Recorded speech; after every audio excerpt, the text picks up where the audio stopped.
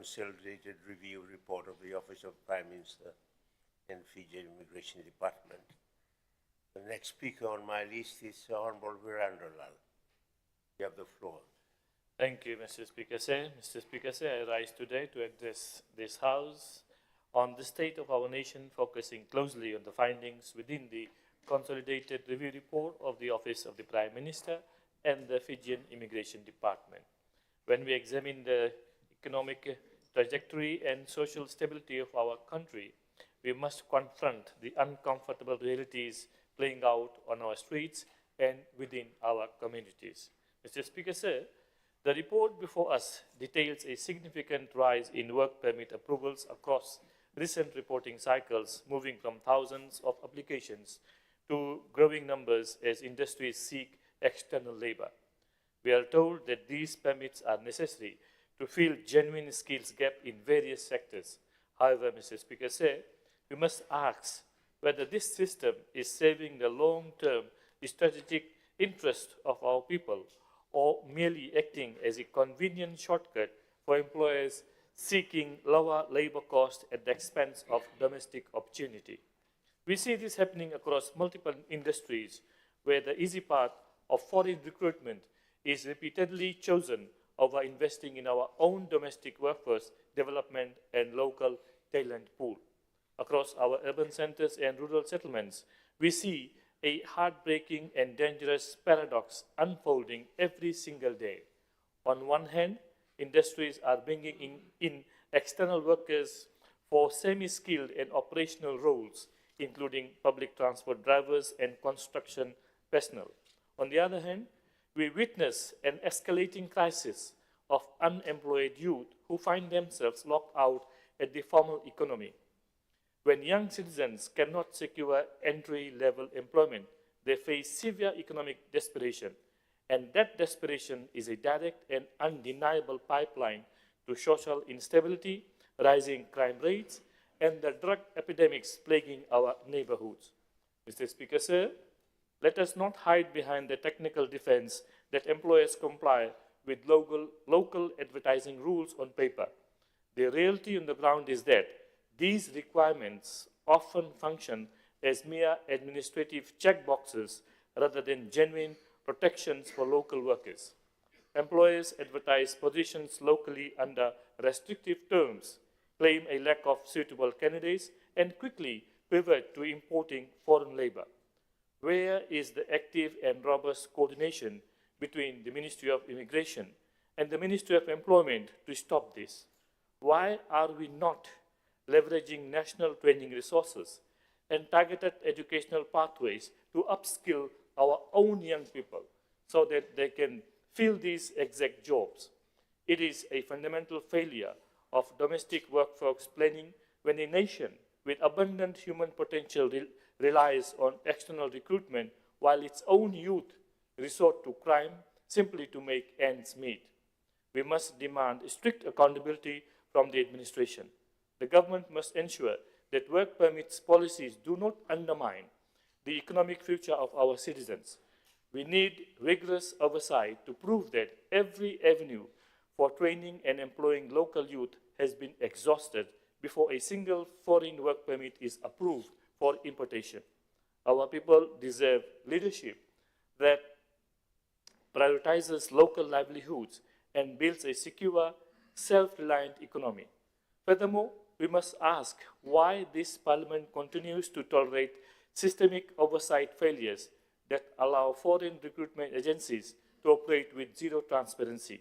It is time for this House to demand immediate policy reviews, comprehensive audits of issued permits, and binding legislative safeguards that put our own citizens first while securing our collective future. Mr. Speaker, sir, thank you for allowing me to speak on this important issue. Naka. Thank the Honorable Virendralal. I call on next on the Honorable Minister for Immigration, Honorable Minister Naupoto. Thank you, Mr. Speaker, sir. Mr. Speaker, I will confine myself to the findings on the immigration side of the report. At the outset, I'd like to say that we concur with the findings of the report, and certainly agree with the recommendations. The recommendations in the report is almost a reflection of the work plan that we have at immigration. I note that the review report covers 4 reporting periods from 2019 to 2023. And as we all know, this period includes the difficult COVID-19 pandemic period when the borders were closed and then opened, when COVID was still there, and immigration staff were at the front line managing the inflow and the quarantine with the other stakeholders. 2019, Mr. Speaker, sir, was also the year that marked some major changes in immigration. It is when, 2019 was when we introduced e-passports and also the current immigration border management system, informatics. The new e-passports that started in 2019 is currently now being upgraded, that whole passport system. We also found out that our numbering system for our passport is the same as the numbering system for a few countries in Asia, Vietnam. So the next 100,000 passport next batch that is coming in will have 2 letters in front and then 7 numbers at the end, so that this is picked up by ICAO, by the way, so that we are in line with their standards. The upgrade that we're doing with the new passport system that was introduced in 2019 will allow a lot more to be pushed in through online applications for passports renewal, and then you only appear in the office, at an immigration office if there's a requirement for biometrics, especially for those that are applying for their passports for the first time. The report also noted that during this period, immigration was moved around from Ministry of Home Affairs then to the Office of the Prime Minister, and then Office of the Prime Minister to the Ministry of Defense, and then Ministry of Defense back to the Office of the Prime Minister, and then eventually now it's a standalone ministry. That is, I think, a hallmark of this small department. At one time, it was under the Ministry of Labor also a few years back. But this department carries and executes some of the most impacting sovereign decisions of the country. You know, they decide as to who enters, who comes in and study, who comes in to reside, who comes in to work, as alluded to by Honorable Virendra Lal, or who gets exempted from holding a permit to come in to the country, and eventually who gets issued with a permanent residence, which is a new thing that has been introduced in the citizenship line, and also the big decision as to who becomes a citizen. So that is what this department executes, and it is also, I mentioned this in Parliament, if you look at all the government ministries, this is the ministry or the department in this report that earns the most revenue that gives back to government, is immigration. It's only second to LTA if you look at the budget book for this year. So when it was decided by the Prime Minister to make it a standalone ministry, it was absolutely the right decision.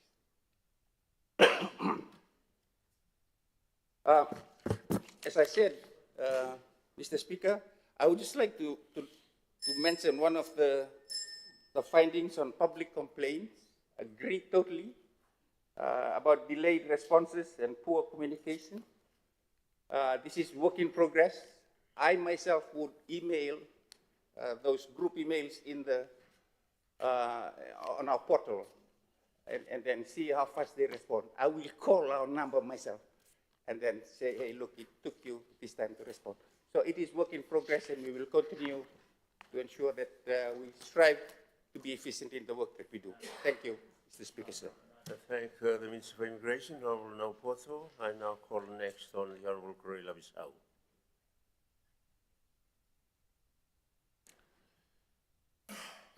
Thank you, Honorable Speaker, sir. Honorable Speaker, I thank the Chair and the committee for producing this review report of the Office of the Prime Minister and Fiji Immigration from 2019 to 2023. Honorable Speaker, sir, I will have a short contribution on the report, and I will restrict myself to the report of the Office of the Prime Minister, as Honorable Lal had designated that he will cover immigration and I should cover the Office of the Prime Minister. Fortunately, Honorable Speaker, sir, the Honorable Prime Minister has outlined the various issues that his office has addressed. So I think, in fairness to time, I will basically highlight the recommendations that I thought was not covered by the Honorable Prime Minister, and I have ticked off the ones that he has addressed. One of the recommendations was 4.13, the equitable distribution of small grants. 4.15 is the continuous monitoring of procurement. And I asked the Honorable Prime Minister if he has covered that to please excuse that I did not get when he was delivering his presentation on the report itself. And then 4.17, the recommendation for Cabinet to increase capital budget to cover, and I think the amount that has been given before was 10 million, and they had recommended that this be increased. And the last one is 4.1.10, in which the committee recommended that the OPM set a progressive target for future development that will be initiated by the Office of the Prime Minister. That, Honorable Speaker, sir, is the recommendations that I consider has not been addressed by the Honorable Prime Minister in his own delivery this evening, and I just wish to highlight that. Thank you, Honorable Speaker, and I support the motion before Parliament. Thank the Honorable Roila Bissau. The last speaker is the Minister for Works, the Honorable Prof. Filipe Thuso.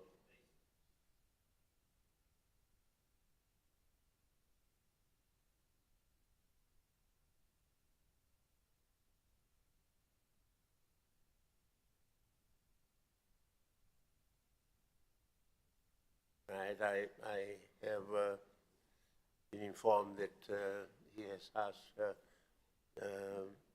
he's not well, he's gone home, so we will go on with the list of speakers, and that was the last speaker in any case on this motion. I will now call on the chairperson, Honorable Gergely Tambua, the Standing Committee on Foreign Affairs and Defence, to speak in reply. Thank you, Honourable Speaker. I don't have anything else to add except to say thank you very much to the honourable members who stood up to contribute to the motion before the House. Thank you, sir. I thank the Honourable Gergely Tambua. The Parliament will now vote to note the content of the report. Does any member oppose the motion? As no member opposes, the motion is agreed to unanimously. Honourable members, I will now call upon the chairperson of the Standing Committee on Foreign Affairs and Defence, the Honourable Lenora Gergely Tambua, to move a motion. Thank you, Mr. Speaker. I move that Parliament debates the review report of the Fiji Police Force 2021 to 2022 annual report, which was tabled in this august House on the 17th of July, 2026. Thank you. Is there a seconder? I second the motion. Honourable Rina Sharma. I now invite the chairperson of the Standing Committee to speak on our motion. Thank you, Honourable Speaker. The Fiji Police Force performs a critical responsibility in maintaining law and order, protecting lives and property, and safeguarding our national security.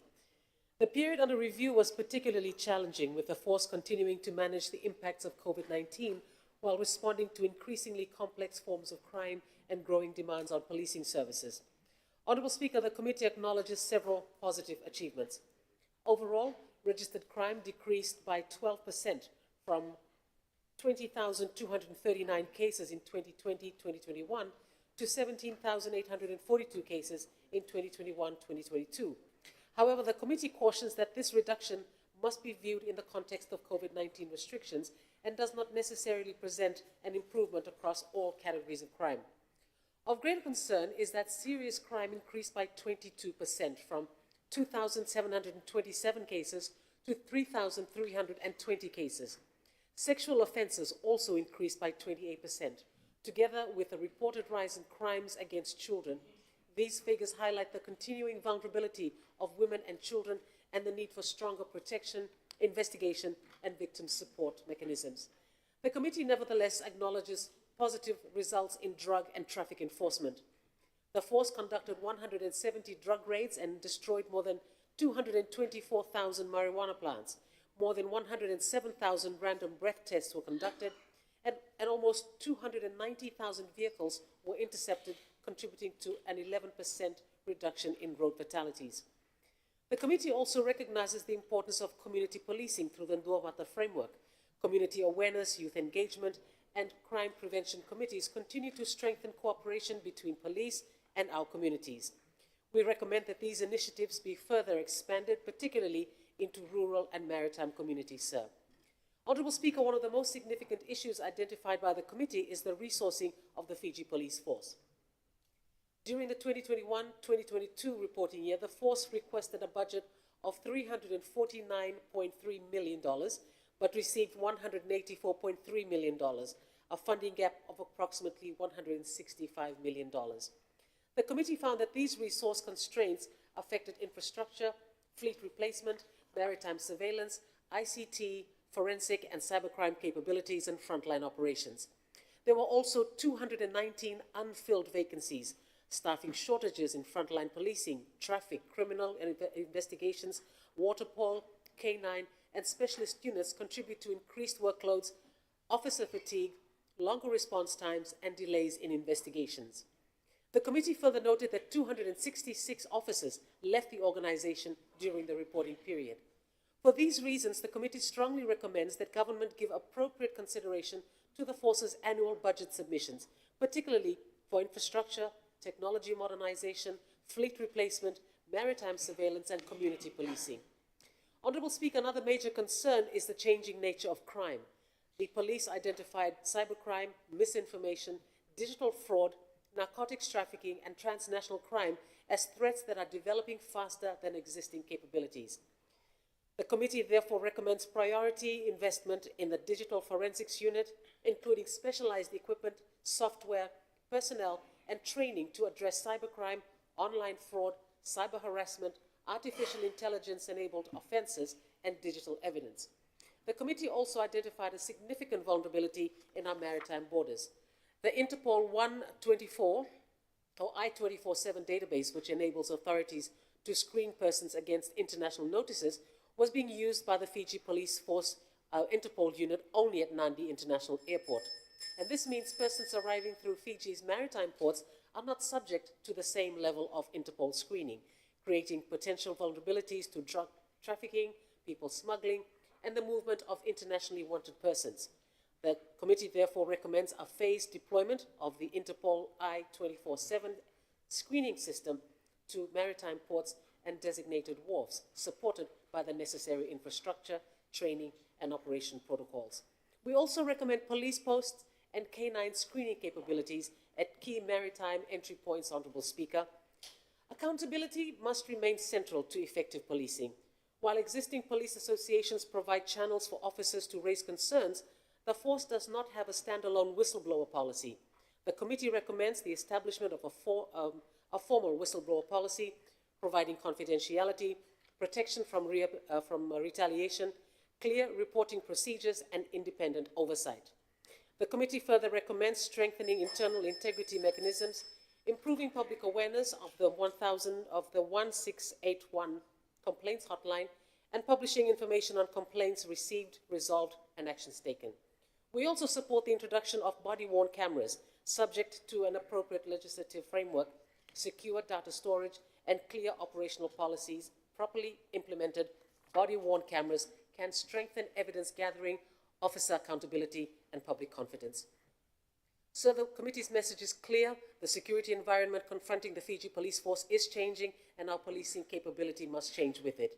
The force requires sustained investment in its people, infrastructure, technology, digital forensics, maritime security and policing, and community policing. At the same time, that investment must be accompanied by strong accountability, transparency, and public trust. The committee acknowledges the commitment of our police officers, particularly those serving on the front line under difficult conditions. Our recommendations are therefore intended not only to strengthen the institution, but also to ensure that our officers have the resources and capabilities necessary to protect the people of Fiji and respond effectively to emerging security threats. I thank the Fiji Police Force for its cooperation during the review and acknowledge my fellow committee members for their bipartisan contribution to this report. Honourable Speaker, with those remarks, I support this motion and bring this motion to the House. Thank you, sir. Thank you. I thank the Honourable Gregory Thabor, the Chairperson of the Standing Committee of Foreign Affairs and Defence. Honourable members, the floor is now open for debate on the motion. I have a list of speakers with me. At the end of the debate, the mover is given her right of reply. I first call on the Honourable Joseph Nand.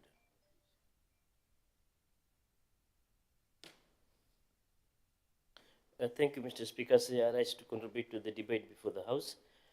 When we carefully examine the annual report, we note that the police force recorded a 12% increase in the overall registered crimes across the country during this period. At this juncture, I must certainly acknowledge and commend the hardworking men and women in uniform who conducted thousands of breath tests, improved our road safety measures on our highways, and carried out numerous drug raids to uproot and destroy illegal marijuana plants to keep our streets safe. However, Mr. Speaker, we cannot simply rely on the rosy numbers and percentages printed on a piece of paper when the daily reality on the ground tells us a slightly different and worrying story for our families, especially in rural agricultural areas like Singatoka, where the report highlights a possible repeat in general crime categories. Serious offences like robberies and burglaries actually surged by 22%, leaving every citizen feeling deeply vulnerable and unsafe in their own homes and their own farms and within their local communities. The Speaker we must address the stark contrast between what is written in the parliamentary report and the actual frightening experience of ordinary citizens, especially when a farmer loses his valuable livestock such as cows, bullocks, or when village discovers that their horses has been stolen from their farm. When a report is lodged, the Speaker people naturally expect police to act quickly to their aid, but weeks go by and local police officers are yet to show up to take a statement, let alone investigate the crime in some cases. Recently in Nendeli Singatoka, Mr. Speaker, Mrs. Sharmila Devi lost her cattle through theft, and the matter was reported to Dubu Police Post in Singatoka.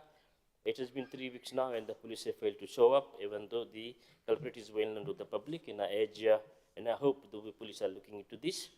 Mr. Speaker, people across our towns, villages, and rural settlements are constantly asking why it takes so long for police to investigate complaints or to finally lay charges against the offenders. Similarly, Mr. Speaker, Mr. Dindra Lal of Langai Road, the Velevu, had his taxi stolen on 6th July 2026, and the matter was reported to National Police Station. Upon confirmation, and concrete information was given to the police on the whereabouts of the stolen taxi, but police failed to act on time. The feedback the family gets from the police is that they are doing the job, and hopefully they can retrieve that. Similarly, in Maru Singatoka, Mr. Speaker, Mr. Narayan and Premila Kumar's lemon plantation was set on fire as it has dried vegetation. The perpetrator set the farm on fire and challenged Mr. Narayan and Premila Karma to report the matter to police. Mr. Kumar reported the matter to Vatudandra Police Post in Singatoka, which is only 5 kilometers from their residence. But till today, the police have never attended to this case, and I just request if police can attend to this case. Mr. Speaker, when it takes police 2 weeks to respond to the thefts of cars or completely ignore ongoing property raids, it creates a dangerous enforcement vacuum where citizens feel completely unprotected by the state. We have seen firsthand how a small unresolved dispute over missing livestock can spiral out of control and tend to explode tragedy where people feel like nobody is listening to their grievances, just like the heartburning situation in Kulukulu Singatoka where a young man, Mr. Neeraj Nand, lost his life. Mr. Speaker, if our police stations had the necessary resources to respond quickly And if officers actually showed up when people first reported missing animals or property, these volatile tensions would never be allowed to boil over into fatal violence. We cannot afford to just sit in Parliament talking about variable statistics in a government report while our rural communities are left waiting indefinitely for an officer to arrive. And we must ensure that our police force receives the proper budgetary support, vehicles and operational resources so that they can protect our farmers. Thoroughly investigate every single theft, whether it is a cow or horse, and keep our people safe before another tragedy occurs. Having said that, I wholeheartedly support the Minister for Policing, Honorable Neville Rua, for his persistent hard work in ensuring that our police force serve the public better. And Honorable Minister has my support. I fully support this report. Thank you. Speaker. Thank you, Honorable Joseph Nand. I next call on the Minister for Women, Children and Social Protection, Honorable Shashi Kiran. Thank you, Mr. Speaker. Mr. Speaker, Fiji Police Force Annual Report for the 2021-2022 fiscal year outlines critical baseline trends that directly impact the safety, security, and well-being of Fiji's most vulnerable populations, our women and children. The report documented 28% escalation in sexual offences and the rising vulnerabilities affecting children. These figures demand a rigorous multi-agency response necessitating the expansion of protective frameworks, enhanced victim support, and strict enforcement of institutional safeguards such as the no-drop policy on gender-based violence. Crime against children recorded a sharp and unacceptable 12% increase, rising from 1,372 cases to 1,531 cases nationwide. Crime against women saw a marginal 2% decrease. However, specific areas like the Central Division recorded a 57% spike in crimes targeting women. Mr. Speaker, sir, the report revealed deeply concerning institutional gaps. It highlights, for the reported period, a rather reactive rather than preventive child protection. As a ministry, we have established the Department of Children to focus on child protection and are developing National Action Plan for Prevention of Violence Against Children and operationalizing the Child Justice and Child Protection Act of 2024. Mr. Speaker, the report noted that the state lacked a proper safe house framework for vulnerable or displaced individuals under investigation. Keeping displaced persons or victims in standard operational offices like the Tourist Police Unit compromises safety, privacy, and trauma-informed care. I'm pleased to update the House that in addition to safe houses provided by our partners like House of Sarah, Homes of Hope, and FWCC, we have only in the last month completed and retrofitted and opened a new home with our partner Empower Pacific. In addition to safe houses in the Northern and Central Division, the Salvation Army now has an additional safe house in the Western Division. These safe houses becomes a sanctuary for survivors and the children. Mr. Speaker, sir, the report also highlighted inadequate domestic violence targeting. Out of thousands of community engagements in the Western Division, only fraction targeted domestic violence relative to the scale of the issue. Through the revised Service Delivery Protocol, our National Action Plan on Elimination of Violence Against Women and Girls, we are now ensuring that the issue remains at the center of a response. The systematic barriers and attitudes must shift if we are to reduce the incidence. Mr. Speaker, we also support the recommendation on capacity building of cybercrime and forensic unit to strengthen the investigations into technology-facilitated crime against women and children. The report provides strong data that we as a ministry can take forward for a safer community that respects and protects our women, nurtures our children, and have our men partner with us on every initiative. Everyone must work together consistently to keep our homes, our communities, and our Fiji safe. While acknowledging that women comprise 26% of the current police workforce, we firmly support the recommendation to accelerate female representation within the senior command and institutional decision-making structure. The ministry welcomes the comprehensive structural modernizations and legislative reforms that have commenced to address the systematic challenges, close maritime border security gaps, and institutionalize higher organizational accountability. The recommendation in the report for the deployment of preliminary body-worn camera evaluations, targeted anti-narcotics maritime operations, and the proactive recruitment drive to resolve critical frontline vacancies are vital steps forward.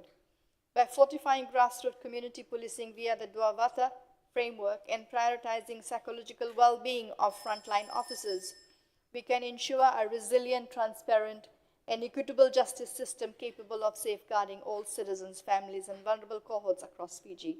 Mr. Speaker, I'd like to thank the committee for this report, and I thank you for this time, Mr. Speaker. I thank the Minister, the Honorable Shashi Kiran. I will call next on the Honorable Chani Usmati. Thank you, Mr. Speaker, sir. I'd like to thank the committee for the work that it has done on the report. I'd also like to thank the police for the work that they do, especially this particular report, which covered a very important time in the, during the COVID. I'm just looking at some of the committee findings, Mr. Speaker, sir.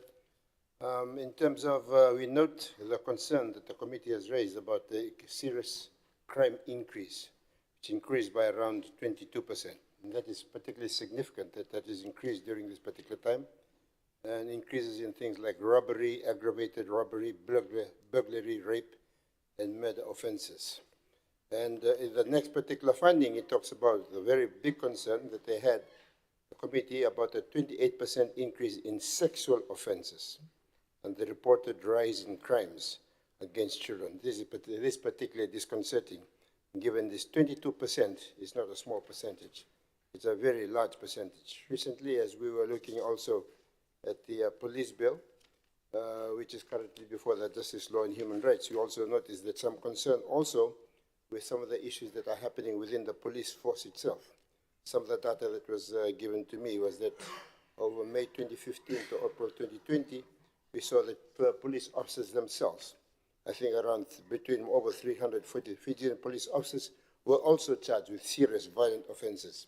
16 for rape, 2 for murder, and 9 for manslaughter. So it's not just happening in the society, but it's also happening in the police. So that is something, and I'm sure the Commissioner and the Minister are at work on that particular issue.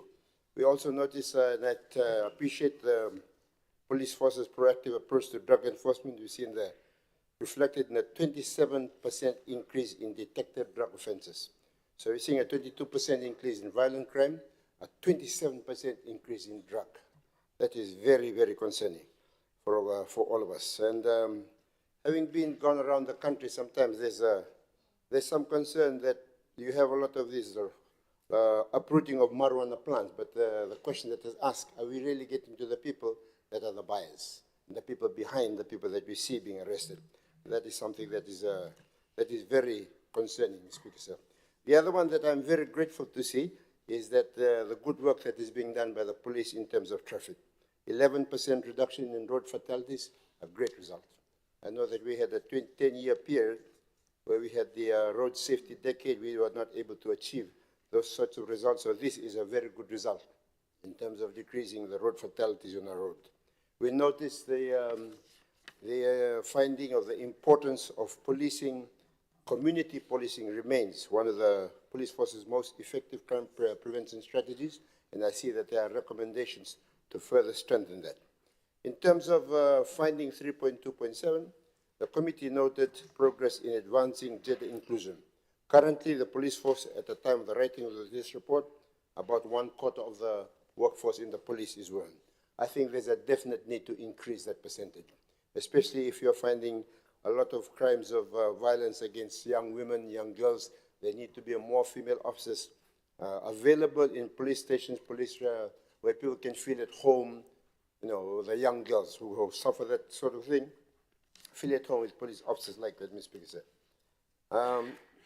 One of the other concerns that I have is 3.2.13, the crime detection rates declining. Not a very big decline in the rates of detection, from 71% in 21 to 69, but it's below the threshold that they have, a target of 70%. The report identifies all the things that are contributing to the declining of the crime detection rates: manpower shortage, technological limitations, cyber, all sorts of things, Mr. Speaker, sir. The report identified the importance of cybercrime, misinformation, digital fraud, narcotics trafficking, and transnational crime. These are areas that I think we will need a lot of assistance for the police in terms of the equipment that they need, the training and upskilling of their staff, that they can handle these issues which are impacting on us greatly. So I think we all appreciate the work that is done by the police. This report, I have not gone to the recommendation yet, but it highlights particular trends that are quite disconcerting. Serious crime up by 22%, drugs up by 27%, and you know the relationship between drugs, HIV, AIDS, and all of these things that are impacting us. So we wish the Minister, the Commissioner of the Police, all the very best in trying to implement to keep Fiji as safe as possible for us who live today and those that follow us. Thank you, sir. Thank you, Honorable Usmate. The last speaker is the Minister of Policing, the Honorable Neville Ruan. Honorable Speaker, I rise to contribute to the debate before the House. But let me first thank the Chair and the committee for an excellent report that has been produced. For me, the report is very clear, concise, easy to understand the way it has been structured, and I thank the committee for their wonderful work. Honorable Speaker, the report with 21 findings and 10 recommendations clearly articulates key important or critical areas for the police to work on. I would like to start by saying that the government, the coalition government, is committed to maintaining law and order while progressively modernizing policing capabilities to respond to current security challenges. When this particular report, 2021-2022, that's years back, and since then, the crime and the security landscape has changed significantly. Has changed significantly. The coalition government is committed to address all these issues here within the police force, and likewise funding support to make that happen. To demonstrate this, Mr. Speaker, sir, the budget for this fiscal year is 221.5 million. Of this, 6.7 million is directed towards its capital projects. And some of these issues here has been highlighted by report, infrastructures, and so forth. Also included in this budget year are the forensic equipment and enhance policing, to enhance police functions. In particular, you would have noticed along the roads new cameras, CCTV. I note there's a question for me on my oral questions tomorrow, why we have these CCTVs and its purpose. The cameras are installed at designated locations aimed at strengthening general crime prevention and monitoring of vehicles that will ease and help the police enforce law and order. Also, Mr. Speaker, sir, in this year's budget, there is a special allocation to increase allocation of 1.5 million to fight drugs. This is equally important for the police force. Mr. Speaker, sir, let me turn briefly to the 10 recommendations. I welcome the call for greater accountability, to strengthen accountability within the force. I fully support that, Honorable Speaker, sir. In regards to a whistleblower policy, the police are working on it. And this is something that the Commissioner and I are trying very hard to address within the force. We have some good officers, very good officers, some great officers, and also some bad ones, and very bad ones too, for the matter. So the whistleblower policy, it's an important one, Mr. Speaker, sir, that we would like to address. We have within the organization are built in various structures and systems to address these issues too. But the whistleblower, I believe, is an important one. On community policing, Mr. Speaker, note that in one of the recommendations here, this is the heartbeat of any police force, the ability to engage and work closely with the police. It's really the core issues here is really the ability to win the trust and the confidence of the people. And the police force, the Commission and I, are working determined to improve that particular issues. Honorable Speaker, sir, the other recommendations that are in the report, I fully support. And I look forward to its implementation. Some of it has progressed, has moved, some of it are completed, but the Commission and I are working towards the implementation of this recommendation by the committee. Mr. Speaker, sir, with those few comments, I support the motion on the floor. Thank you, sir. I thank the Honourable Mabel Rua, the Minister for Policing. I will now call on Honourable Gregory Thambua, the Chairperson of the Standing Committee, to speak in reply. Thank you very much, Honourable Speaker, and I will say thank you very much to the Honourable Minister, Mabel Rua, for his support of the recommendations that came from the committee, and I thank all the other honourable members for speaking in favour of the motion. I also thank the Fiji Police Force, and I wish it a very good financial year this year, and thank the honourable members of the committee too. Minasa. Here, the Parliament will now vote to note the content of the report. Does any member oppose the motion? No, as I hear no member opposes. The motion is agreed to unanimously. Honourable members, before we proceed to the next item, I wish to inform that since the Minister for Itoke Affairs, Honourable Ifiremi Vasu, will be absent tomorrow, his oral question of 139 of 2026, as listed on tomorrow's order paper, will now be moved to Wednesday's order paper. So I hereby instruct the Secretary General to action it accordingly. Honourable members, we will call on the next motion, and I call upon the Chairperson of the Standing Committee on Foreign Affairs and Defence, Honourable Lenora Gregory Thambua, to move a motion. Thank you, Honourable Speaker. My final motion today is I move that Parliament debates the Consolidated Review Report on the Electoral Commission 2023 and 2024 annual reports, which was tabled on the 17th of July 2026. Thank you. Is there a seconder? I second the motion. Thank you, Honourable Sharma. I will now invite the Chairperson to speak on a motion. Thank you, Honourable Speaker. That was a rather vigorous reminder from Honourable Nopota to Honourable Rinesh just now. The Electoral Commission occupies a fundamental position in Fiji's democratic framework. As an independent constitutional body established under Section 75 of the Constitution, it is responsible for overseeing electoral processes and ensuring that elections are conducted freely and fairly in accordance with our electoral laws. One of the committee's most significant findings concerns the institutional continuity of the Electoral Commission. In 2023, sir, the expiry of the terms of 4 commissioners, followed by the resignation of the chairperson, reduced the commission to a single member. And without the required quorum, the commission was unable to conduct formal business for several months. While routine electoral administration continued under the supervisor of elections, important matters requiring commission approval could not progress. The committee considers this a structural weakness that should be addressed. An independent constitutional body responsible for safeguarding elections should not be vulnerable to operational paralysis because several appointments expire at the same time.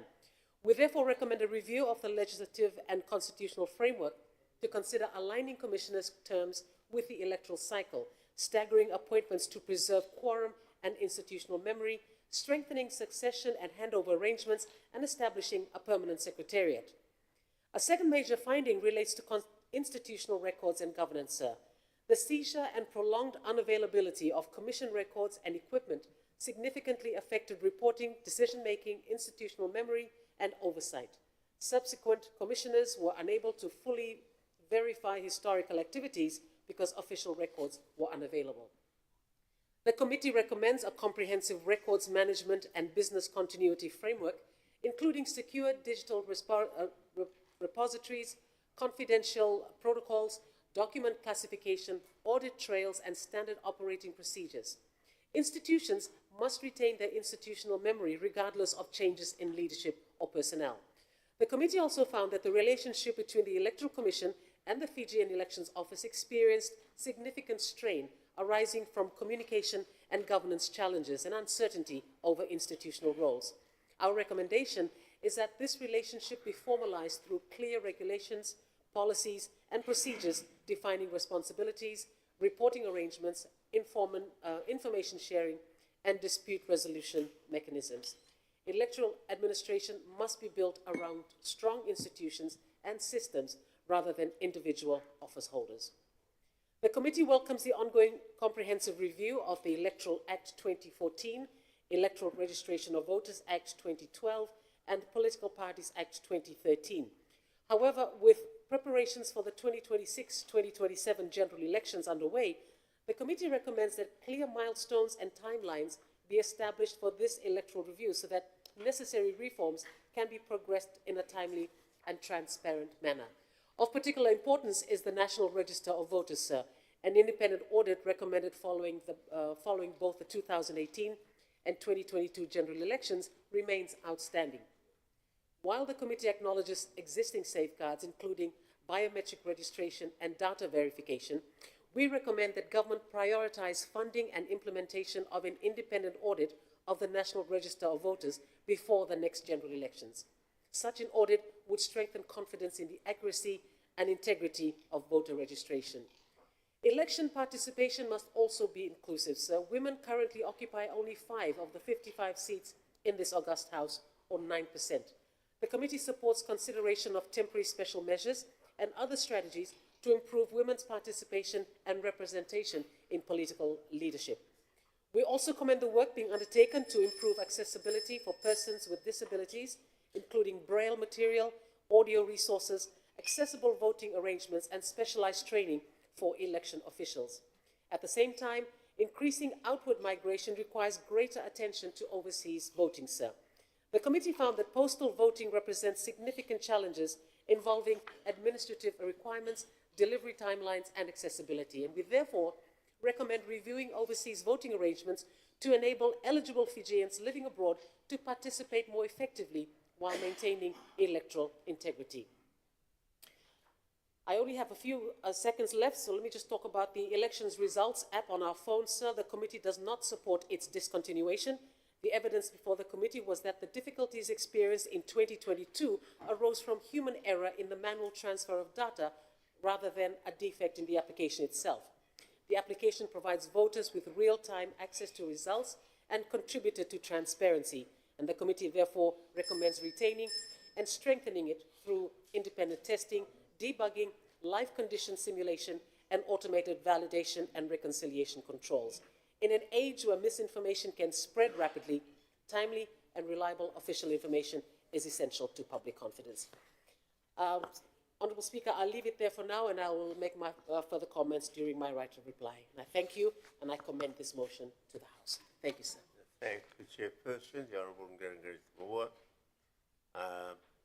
Honourable members, the floor is open for debate. I have a list of speakers, and at the end of the debate, right of reply goes to the mover.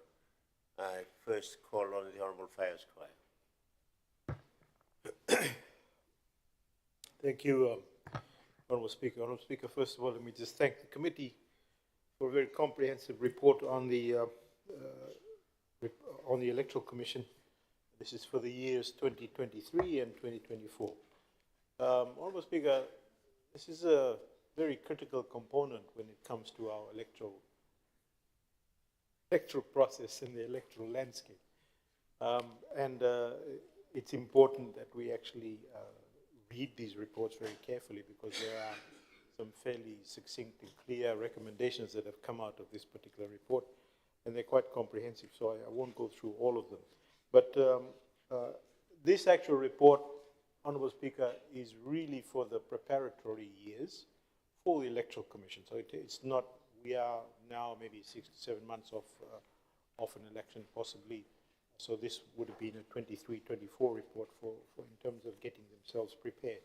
But there are a couple of things that I'd like to mention that have come out in the actual findings of the report, Honourable Speaker. Now, first of all, Honourable Speaker, with respect to those particular findings, I think it's a very important one that what the committee has mentioned, that the ECA has actually commenced a comprehensive review of Fiji's electoral framework. And this concerns all of us and those that need to understand in their next elections, etc., including the Electoral Act, the Electoral Registration of Voters Act 2012, and the Political Parties Act. And the proposed reforms seek to address some critical issues that were raised. And as I said, this concerns everybody, and it's a good thing, because as we go along year to year, the landscape changes and all of these things need to be regularly looked at. So I think it's important that the Electoral Commission has the necessary funding, etc., and the work that needs to be done to put us on a firmer footing at every election. This is not a political point-scoring exercise. This is for everybody. It's for every political party. And obviously there was a welcome collaboration with the Fiji Law Reform Commission that they spoke about. And secondly, Honourable Speaker, I think one of the things that actually came out also in the conversations that we have had as committees with the Electoral Commission is, despite the heavy registration in terms of voters overseas, the actual turnout or the actual number that voted in the election that were registered was very minuscule. So I'm sure the Foreign Affairs Committee would have asked the same questions that we did. Why is that so? So they've come up with evidence presented was to the committee. They've come up with ideas with respect to the barriers that were associated with postal voting, administrative requirements, delivery timelines, accessibility challenges, and low voter participation was what they actually came up with. So these are the things these are important things. And if I remember correctly, Honourable Speaker, there were some 12,000 odd voters that were registered overseas, and only 2,000 odd voters voted. So that's a significant gap in terms of registration and actual people voting. You know, it may have meant some other government might have been sitting there at the end of the day. That's a considerable amount of voters that have actually missed out because of one reason or the other. So these things are critical in terms of it, and I congratulate the committee on actually making sure that that's put into the report and it's significantly looked at. Also, Honourable Speaker, the issue that was raised, and this is actually quite an important one, the issue that was raised regarding the discontinuation of the election results application. Despite all the hullabaloo and the hoo-ha that went on with all of that, Honourable Speaker, it turned out that in the 2022 general election, the concerns regarding the reliability and public confidence was eroding, etc. Because of this app, it really wasn't anything except for a simple matter. And I think the committee recognized the challenges associated with the digital electoral systems, considers that the electoral modernization remains necessary, and it encourages a continued investment in secure and tested accessible technology solutions.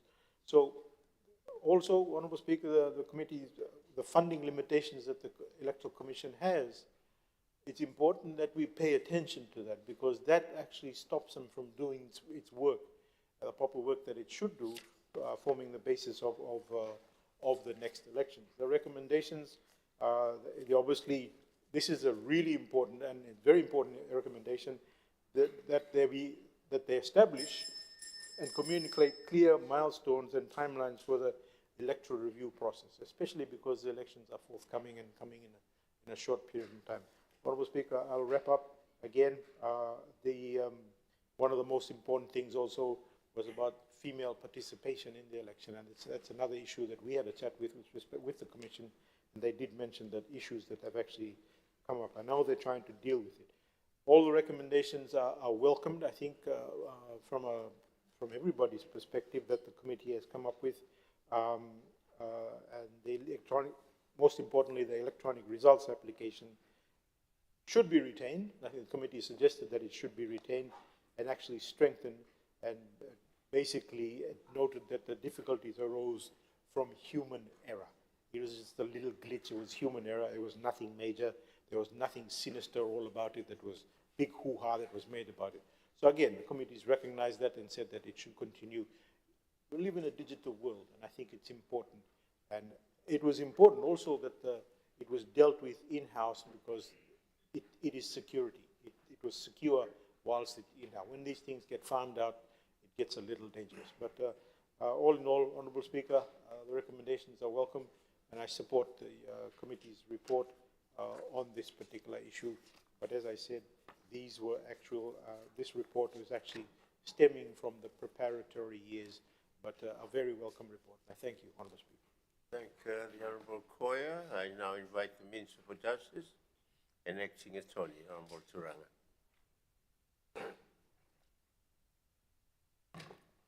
Honourable Speaker, I share the comments raised by Mr. Koya and also by the Chair of the Committee. The committee actually faced, the Electoral Commission faced some challenges. There were some issues, organizational and systems, but those issues have been addressed adequately, Mr. Speaker, sir. And now they are more committed into ensuring that the next elections is conducted with high integrity. In the coming days, Mr. Speaker, sir, some of the recommendations are noted here will be discussed, and also in terms of my questions to the answers for tomorrow on Thursday. I fully support the committee, and I thank the members of the Commission and the electoral supervisor of election. Hard work and collaboration. Let me say this, Mr. Speaker, sir. We are ready to conduct an election either at the end of this year or early next year that will be recognized by the whole world as one that is fair and respects fundamental principles of transparency and good governance. I fully support the recommendations in this report. Namale. I thank the Honourable Minister Turanga. I call on the next speaker, the Honourable Rina Sharma. Thank you, Honourable Speaker. I'll get into it. Turning to finding 3.23, the review highlights the vital importance of maintaining a robust, independent institutional mechanisms and technological service systems within the electoral machinery. And my support was for the modern digital viewing in real time, dissemination of election progress and the results. In fact, the submittees had other viewpoints, but Honourable Speaker, we live in a digital era, and systems must be forfeited by rigorous fail-safe architecture. We must remember that the famous glitch during the 2022 general elections, where the results app on the election night forced the system offline for several hours, causing widespread anxiety, speculation, and mistrust across the nation. As emphasized under Recommendation 4.8, Electoral Commission and the Fijian Elections Office must conduct rigorous, independent stress testing, audits, and real-time planning so that digital results portals operate without disruption and technical failure. On the other note, Honourable Speaker, examining finding 3.2.6, the institutional expenditure and operational efficiency, I must address the unsustainable cycle of constantly placing or replacing voter identity cards. And billions of taxpayers' dollars are spent, I guess, every 4 years, redesigning, printing, distributing new voter ID cards, moving from green cards to blue cards and requiring mass nationwide re-registration exercises. In times of economic recovery, fiscal prudence is paramount, Honourable Speaker, and the Electoral Commission should focus on resources on core operational readiness, civic awareness, and upgrading polling infrastructure rather than repeating costly, recurring voter card replacements that drive national coffers without adding substantive security. On the other note, Honourable Speaker, I wish to talk on political landscape and core values of national leadership. I think, Honourable Speaker, as we move towards the national elections, stated by even the Honourable AG, I think it's a mammoth of a task to conduct an election. And currently we have, I guess, 11 registered parties competing for the privilege to serve the nation. However, Honourable Speaker, having a registered platform is the first step. Governing a nation demands more than political ambition, requires proven leadership, integrity, fiscal discipline, institutional integrity, and unshakable commitment to cohesion and public service. Honourable Speaker, what we see out in the social media, it's very easy to pick up a phone and criticize whoever is in Parliament, but what are the practical solutions you offer? And to the youth of this country, yes, start dreaming of a future in politics and as a legislator. Honorable Speaker, and to conclude, to lead a government successfully, one must have the competence to navigate through economic headwinds, safeguard national security, and execute policy with consistency. And as citizens, we must evaluate our choices. Our people must look beyond political rhetoric and support leaders and parties with a demonstrable track record of performance, accountability, and capability to lead Fiji towards a long-term sustainable and stability and sustainable prosperity. On that note, Honorable Speaker, I thank the committee, I thank the chair for her hard work, and I support the motion before the House. Thank the Honorable Rina Sharma. The last speaker is the Assistant Minister, Nyundamu, and I invite the Honorable members to take the floor. Mr. Speaker, sir, I rise to contribute to and welcome and endorse the Parliamentary Standing Committee on Foreign Affairs and Defence Consolidated Review Report on the Electoral Commission's 2023 and 2024 annual reports. Mr. Speaker, sir, I commend the committee for its diligent oversight and its commitment to ensuring accountability, transparency, and good governance across our public institutions. This comprehensive review comes at a critical juncture as Fiji prepares for the 2026-2027 general election, offering an invaluable roadmap to strengthen our democratic process. Mr. Speaker, sir, the findings in the report clearly highlight the legal and operational vulnerabilities that previously caused disruptions within the Electoral Commission, particularly regarding prolonged vacancies and a loss of quorum. A fair and resilient democracy cannot rely on individual office holders. It must be built upon strong, stable institutional frameworks. In line with our constitutional duties, Mr. Speaker, sir, the Ministry of Justice is fully prepared to execute the necessary legislative reforms to safeguard institutional memory and ensure operational capacity at all times. By reviewing the legislative and constitutional frameworks, we will work towards term alignment, aligning Commissioner's term with the standard 4-year electoral cycle.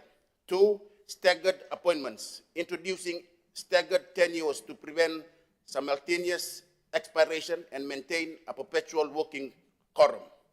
3, institutional protections, codifying formal succession planning, digital records governance, and standard operating procedures to protect official records from operational paralysis. Mr. Speaker, sir, fair elections require absolute voter confidence. The Ministry supports the committee's emphasis on transparency and technical accountability. We take special note of the committee's recommendation regarding the electronic result application, acknowledging that past difficulties stem from manual data entry error rather than systematic software defects. We agree that retaining, independently testing, and strengthening this application is vital to maintaining real-time public access and preventing the vacuum of misinformation.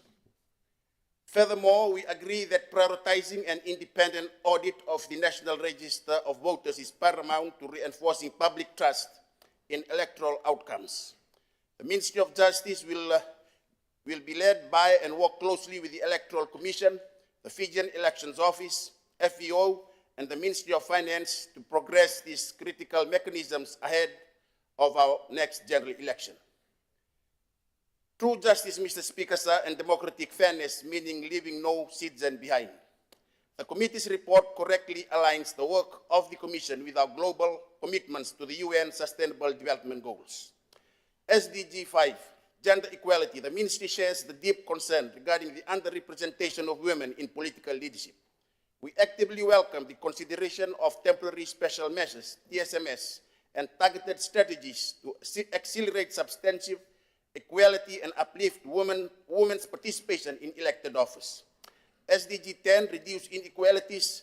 We endorse expanding targeted strategies to capture youth, marginalized communities, and overseas Fijians, modernizing alternative voting arrangements and establishing accessible, disability-inclusive services such as Braille and easy-read guides remain crucial to removing systematic barriers to democratic participation. Mr. Speaker, sir, SDG 16 and 17, peace, justice, strong institution and partnership. A stable democratic framework relies on institutional resilience and robust stakeholder collaboration. Formalizing the working relationship between the Elections Office and the Fiji and the Electoral Commission through clear operational policies, reduces conflicts and strengthens accountability. Mr. Speaker, sir, the Ministry of Justice, through the Honorable Minister, and I remain firmly dedicated to ensuring that the Fiji's electoral administration is transparent, compassionate, and robustly structured, and we promise that no glitch will happen again like the 2022 general election. Mr. Speaker, sir, I commend this report and the recommendation before this August House. I thank the Honorable Nindam, the Assistant Minister for Justice, for his contribution. I now call on the Honorable Gregory Thambua, the Chairperson of the Standing Committee, to speak in reply. Thank you, Honourable Speaker. My comments are just to say that as Fiji prepares for the next general election, the committee's central message is clear. Public confidence in elections depends not only on what happens on polling day, but on the strength, independence, transparency, and preparedness of the institutions responsible for the entire electoral process. The committee's recommendations are intended to ensure that the Electoral Commission is adequately equipped to fulfill its constitutional mandate, and that Fiji continues to conduct free, fair, and credible elections that command the confidence of our citizens. So I again thank the Electoral Commission for its cooperation during the review, and also thank my fellow committee members for their diligence and bipartisan contribution to this report. And I commend this motion to the House. Thank you. I thank the Chairperson of the Standing Committee, the Honorable Gregory Thambua. The Parliament will now vote to note the content of the report. Does any member oppose the motion? Thank you. As no member opposes, the motion is agreed to unanimously. I now call upon the Chairperson of the Standing Committee on Economic Affairs, the Honorable Secretary Tumbuna, to move his motion. Thank you, Mr. Speaker, sir. I move that Parliament debates the consolidated review report of the Fiji Sugar Corporation Annual Report 2024 and 2025, which was tabled on 17 July 2026. Thank you. Is there a seconder? I second the motion. Honorable Kumar, I now invite the Chairperson of the Standing Committee on Economic Affairs to speak on his motion. Thank you, Mr. Speaker, sir. I rise as the Chairperson of the Standing Committee on Economic Affairs to move that Parliament takes note of the consolidated review report of the Fiji Sugar Corporation, the 2024-2025, tabled as Parliamentary Paper number 74 of 2026. At the outset, I acknowledge members of the committee for their diligence and commitment throughout this review process. I also extend the committee's appreciation to the board management and staff of the Fiji Sugar Corporation for their cooperation, submissions, and engagement with the committee during its review. Honorable Speaker, sir, the sugar industry has historically been one of our pillars of Fiji's economy. Beyond its contribution to exports, it remains a critical source of employment and income to thousands of households, particularly in our rural communities. FSC directly employs 1,700 workers and supports more than 10,000 growers and stakeholders throughout the sugar belt. The committee conducted a comprehensive review of the FSC annual report for 2024-2025. In doing so, members examined the reports, received oral and written submissions, and undertook site visits to sugar mills and farming communities in the Northern and Western divisions. Those engagements provided valuable insights into both the opportunities and challenges facing the industry. Mr. Speaker, sir, the committee acknowledges several positive developments during the reporting period. FSC has continued to invest in mechanization, introduced new agricultural initiatives, expanded digital services for growers, and improved harvesting efficiency. The corporation has also continued efforts in workshop development, sustainability programs, and renewable energy generation through the biogas-based energy production. However, despite these efforts, the committee found that overall state of the industry remains deeply concerning. The findings outlined in the report reveal a sector facing a structural decline, operational inefficiencies, and continuing financial vulnerability. Mr. Speaker, sir, the committee's first and most significant finding is that the operational crisis within the sugar industry is deepening. Sugar production declined by approximately 15%, reaching the lowest level recorded in the past 15 years. Production has fallen consistently from 155,802,000 tons. In 2022, to 189,628 tons in 2023. These figures demonstrate that despite substantial public investment and repeated support measures, FAC has not achieved meaningful operational recovery. The committee was particularly concerned by evidence that sugarcane yields remain low and production costs continue to rise, reducing the industry's competitiveness. A particular concern raised during the review was the structure of the cane farm itself. The committee notes that many farm sizes remain too small to achieve economic efficiency, while a significant proportion of growers contribute only a small share of total cane production. This raises important questions regarding the long-term sustainability of the current farming model. Secondly, Mr. Speaker, sir, the committee found that FSC's financial position remains precarious despite the reported profits in 2025. While the corporation reported a profit of approximately 105.7 million, the committee found that this result was largely driven by a government debt write-off and accounting adjustments. FHC continues to carry significant debt, remains dependent on government support, and lacks the financial capacity to fund major investment programs. Thirdly, the committee found that infrastructure deterioration has become a structural problem, asset impairment losses exceeded 72 million. The committee also remains concerned about persistently high levels of burnt cane. National burnt cane accounted for approximately 54% of harvested cane.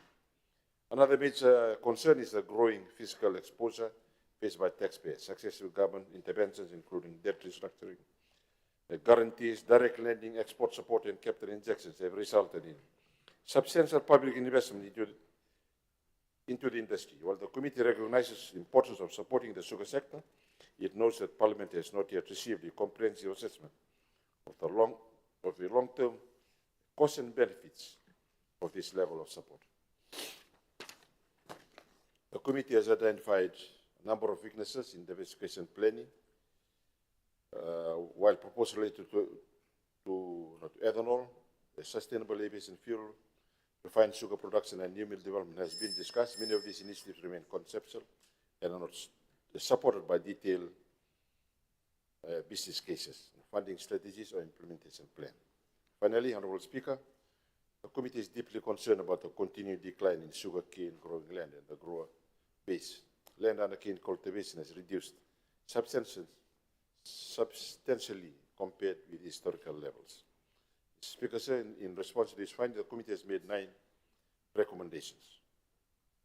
The committee's foremost recommendation is for a comprehensive reform and modernization of the sugar industry. This includes reviewing the Sugar Industry Act and related institutional arrangements to eliminate duplication, improve efficiency, and align the sector with modern commercial principles. The committee further recommends that FSC undertake a comprehensive assessment of feasibility of closing the Lautoka mill, given the higher operational cost associated with this mill. To strengthen governance, the committee recommends the establishment of a consolidated governance structure through a single board responsible for overseeing FSC, the Sugar Research Institute, and the South Pacific Fertilizers. Speaker said the committee review leads to one clear conclusion. The sugar industry stands at a critical crossroads. Incremental adjustments will not be sufficient to address the challenges facing FSC. What is required is a comprehensive and coordinated program of reform, supported by a clear accountability, prudent governance, and realistic long-term strategy for sustainability. Thank you, Mr. Spencer. I thank the chairperson, Honourable Thambuna. Honourable members, the floor is now open for debate. I have a list of speakers. I will first invite the Minister for Agriculture, Honourable Thambuna, to speak on the motion.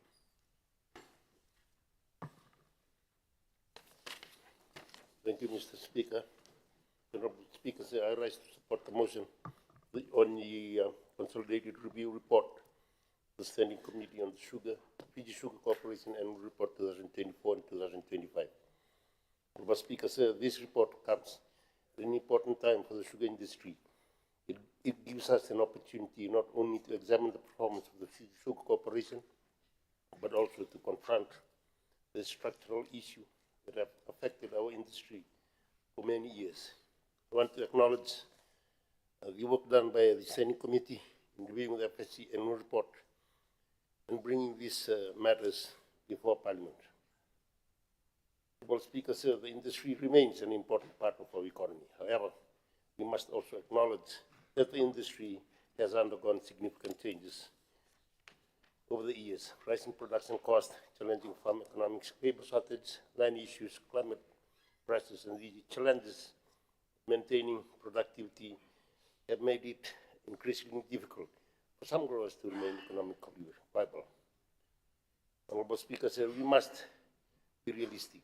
Supporting our farmers does not necessarily mean keeping every farmer in sugarcane production indefinitely, particularly when the economics clearly demonstrates that cane farming alone is no longer sustainable. Mr. Speaker, sir, I have consistently maintained that if Fiji is serious about having a modern and competitive sugar industry, then we must be prepared to make necessary changes. We cannot continue doing things the same way and expect a different result. The recommendation on reform and modernization is therefore one that I strongly support. We must be realistic.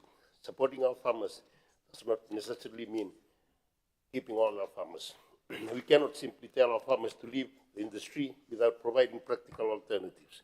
This means identifying opportunities for farmers to diversify into other crops and agriculture activities that are sustainable to their land, location, and market opportunities. The Ministry of Agriculture and Waterways is committed to working with farmers, FSC, the ministry responsible for sugar, research institutions, and other stakeholders to identify these opportunities. The government is also working with our development partners on this way of important issues, and a study is being undertaken with our European Union partners to examine opportunities for agricultural diversification, and we expect the findings of this work to provide useful guidance for future. Once the study is completed, we need to use the findings to develop practical programs that can assist farmers who wish to transition into alternative crops and other productive land uses. The objective must be to ensure that farmers are not simply moved from one form of dependency to another. We should instead help them develop sustainable and commercial viable livelihood. Honourable Speaker, this is also closely connected to the recommendations on the farm sizes. Larger and more effective management farms can provide opportunities for mechanization, improved farm management, and better utilization of land and resources. At the same time, farmers cannot achieve an economical viable scale in sugar. We should support them to consider alternative land use. This is why I believe recommendation on farm size diversification and management transition should be considered, and they are separate issues. They form part of the broader strategy to make our agriculture sector more productive and resilient. Honourable Speaker, I also support the recommendation calling for broader reform and modernization of the sugar industry. This industry cannot continue to operate on the structure that were designed for a different time. We need it that are fit for purpose. Reform must also recognize that human dimension for the industry. Behind the farmer, statistics is a farmer.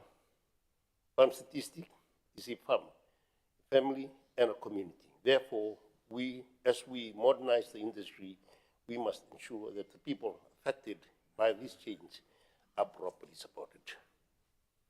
Honourable Speaker, our objective must be to build a stronger and more sustainable agriculture sector while ensuring that sugar remains viable in those farmers and communities for whom it continues to provide a sustainable livelihood. I therefore commend the Standing Committee for its work and support the recommendation contained in the Consolidated Review Report.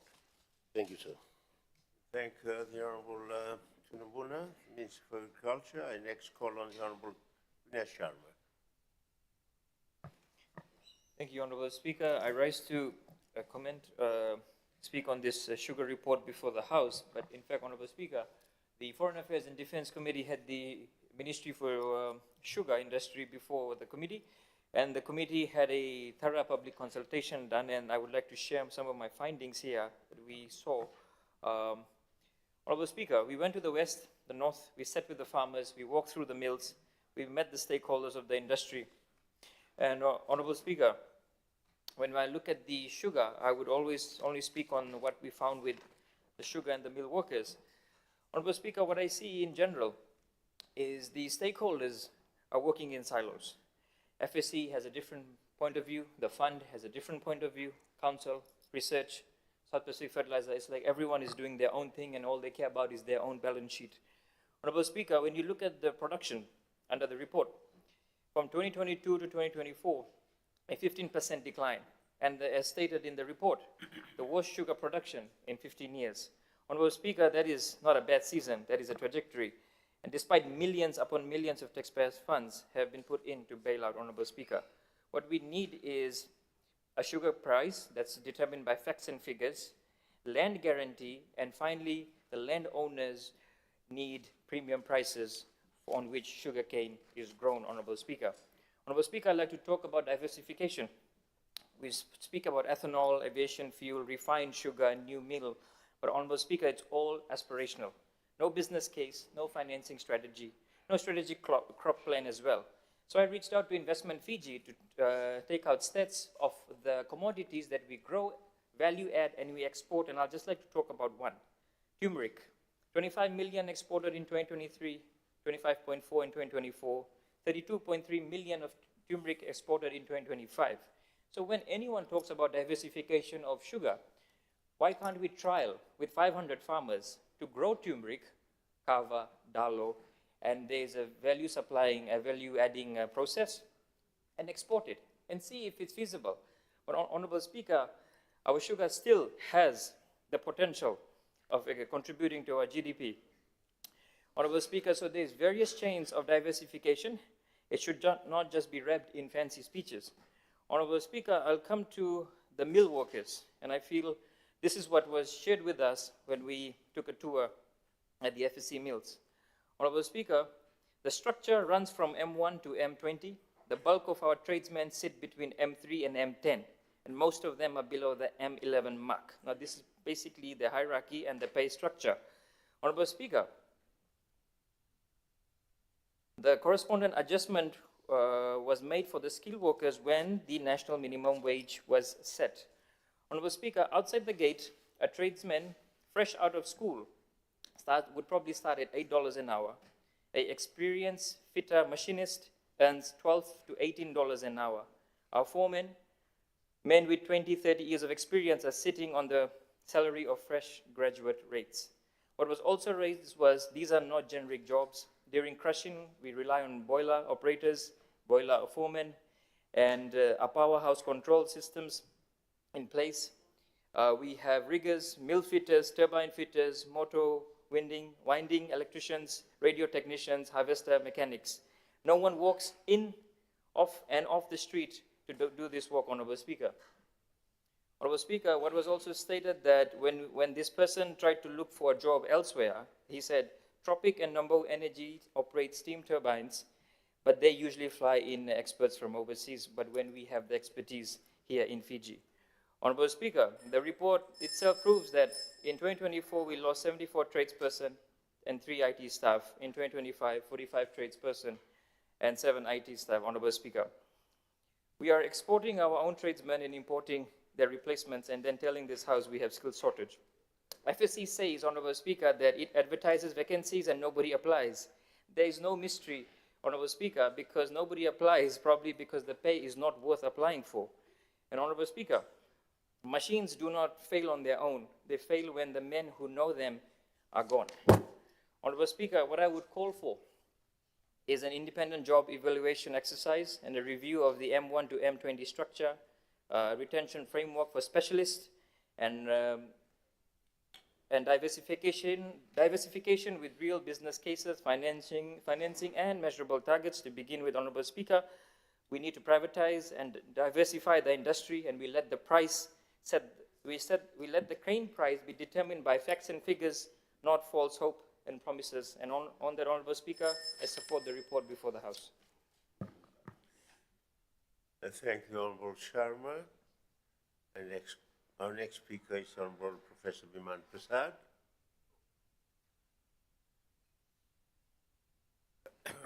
Thank you, Mr. Speaker.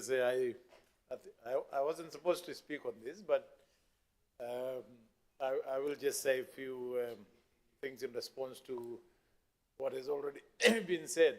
I want to thank the committee for the report. And as the chairman quite rightly pointed out, Mr. Speaker, said that the Fiji Sugar Corporation, FSC, has been an entity which has played a significant role in the entire history of the sugar industry, from the CSR to SPSM to now Fiji Sugar Corporation. And I was listening to Honorable Dinesh Sharma. I mean, you can pick on micro level issues within the Fiji Sugar Corporation over so many years, but what is, excuse me, what is important, Mr. Speaker, and I think the report comes out with those recommendations, is for us to look at the entire sugar industry. It's no point going back into history of what happened in the last 16, 17 or 18 years. We had an opportunity in 2006 with the European Union funding of about $350 million. There were three components of that program. One was, of course, to do with the meals, which meant how to fix the Fiji Sugar Corporation and its management of meals, and bring about efficiency there. The second component was the farm level efficiency. And the third part was the alternative livelihood, because it was recognized that the sugar industry was going to end in a different structure, small, mean, efficient industry. Of course, Mr. Speaker said, things have moved on. There are things that have happened naturally through attrition. The size of the industry has obviously shrunk. The number of growers have shrunk. The number of acres under sugarcane plantation has shrunk. So everything has happened naturally. We lost Reki Reki meal, Penang meal. We now have 3 meals left. And again, I think, as the minister quite rightly pointed out, that the future of the industry will depend on a real restructuring of not only the FSC itself, but also the entire sugar industry, the entire set of stakeholders involved in the industry will have to come together and do that. And I think it is an appropriate time, and as the minister said, and as the committee has alluded to it, that perhaps in the next 1 or 2 years, as a government, as a parliament, and as we now have the, for the first time after so many years, we have a select committee on sugar, which is chaired by the Honorable Prime Minister, includes the leader of the opposition. And I think we are now at a stage, Mr. Speaker said, to look at the industry beyond politics, beyond what has happened in the past, as to how we can restructure the industry for the future, which is going to be a small, mean, efficient structure, including the structure of the Fiji Sugar Corporation. There are obviously a number of alternatives that people have put out. Some are talking about privatization. Some are saying that, we should look at just 2 meals, one in Viti Levu, one in Vanua Levu. So there are a number of alternatives, and all of them make sense, but we need a thorough analysis and a political will on all sides of politics to come together and move the industry forward, which will include restructuring of the Fiji Sugar Corporation in a much more definitive and efficient and effective manner, Mr. Speaker. So with that few words, I want to thank the committee for the report, and the recommendations make a lot of sense. But as I said, all this would need to come with the political will and the ability of all of us getting together to move the industry forward. Thank you, Mr. Speaker. Thank the Honorable Professor Prasad. I now call on the Honorable Fayez Koya. Thank you, Honourable Speaker. First of all, let me thank the committee for this particular report. I know it would have not been easy to come up with the findings and the conclusions that they have. Honourable Speaker, and I think what I'm about to say also echoes with the other speakers, that we all know what the problems are. We all know that it needs to be fixed. This conversation has been bandied about for many, many years. But have we actually fixed it? No. Honourable Speaker, this particular industry requires a categoric, seismic shift in the thinking of every single person that is associated with it in order to make it either profitable or even viable. And case in point, Honourable Speaker, the actual report has 8 different areas within which they made findings.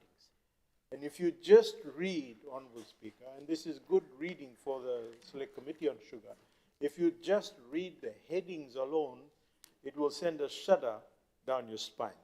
4.1, operational crisis deepening. 4.2, the comparison of the cost in Lautoka and Rarawai and Labasa mills, and the note that came afterwards said that the cost of increase in Lautoka itself by some 17.98 million in the financial year 2025. 4.3, the financial position remains precarious. 4.4, infrastructure deterioration is structural. 4.5, burnt kidney is a persistent failure. 4.6, taxpayer exposure continues to increase. 4.7, weakness in diversification planning. 4.8, grower decline threatens the industry's viability. These are 8 headings, Honourable Speaker, and you don't even read the paragraph that tells you from an independent committee that have gone out and done their homework that this is a huge problem. We all know that. I think it's been said, there's no use us hiding behind language to say, you know, it's fixable, we can do this. It requires a categoric shift with respect to how the industry needs to be dealt with from here on in. We all know that the small-scale farming that existed from many, many moons ago, it doesn't work anymore. These are farmers that have actually gotten old. They can't produce 1,000 tons anymore. They can only produce 200 because their sons and daughters are all now doctors or migrated or nurses, or they just are not interested in it. Honourable Speaker, this is an industry that cannot afford to do any more band-aid solutions. This is an industry that lives in an industry around the world that doesn't exist much more anymore. Sugar is not in demand anymore. But we have to start thinking outside the box. We have to start listening to those people that say, we'll buy all your sugar because we've got a sweet tooth at the end of the day. We are currently in a situation where we can't even supply our own sugar, Honourable Speaker. We have to bring it in from offshore. Now, I think the forefathers of the industry and those that were in this in the heyday in the 70s, and I'm referring to my own family background, sir, would be looking at this and saying, where the hell did we go wrong? There is a lot of problem, and this cannot be politicized. It cannot be a political tool like it was before many, many moons ago. It requires critical thinking.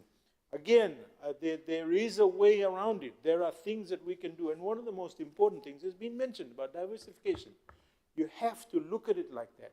You have to look at making some hard and fast decisions. And this report tells us, go take a huge look. Don't put any lenses on. Take a naked look at this particular industry and say, this is what needs to be done. Some hard decisions need to be made about closing some mills, about finding how we can restructure and diversify, finding out whether we can actually do ethanol and sustainable aviation fuels will fetch a whole lot of money. It's huge. This is an industry that can survive.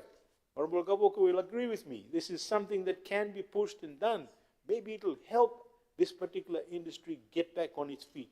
I'm not sure of the numbers, but I know in terms of literage and how much you can actually get for sustainable aviation fuels, it's actually massive.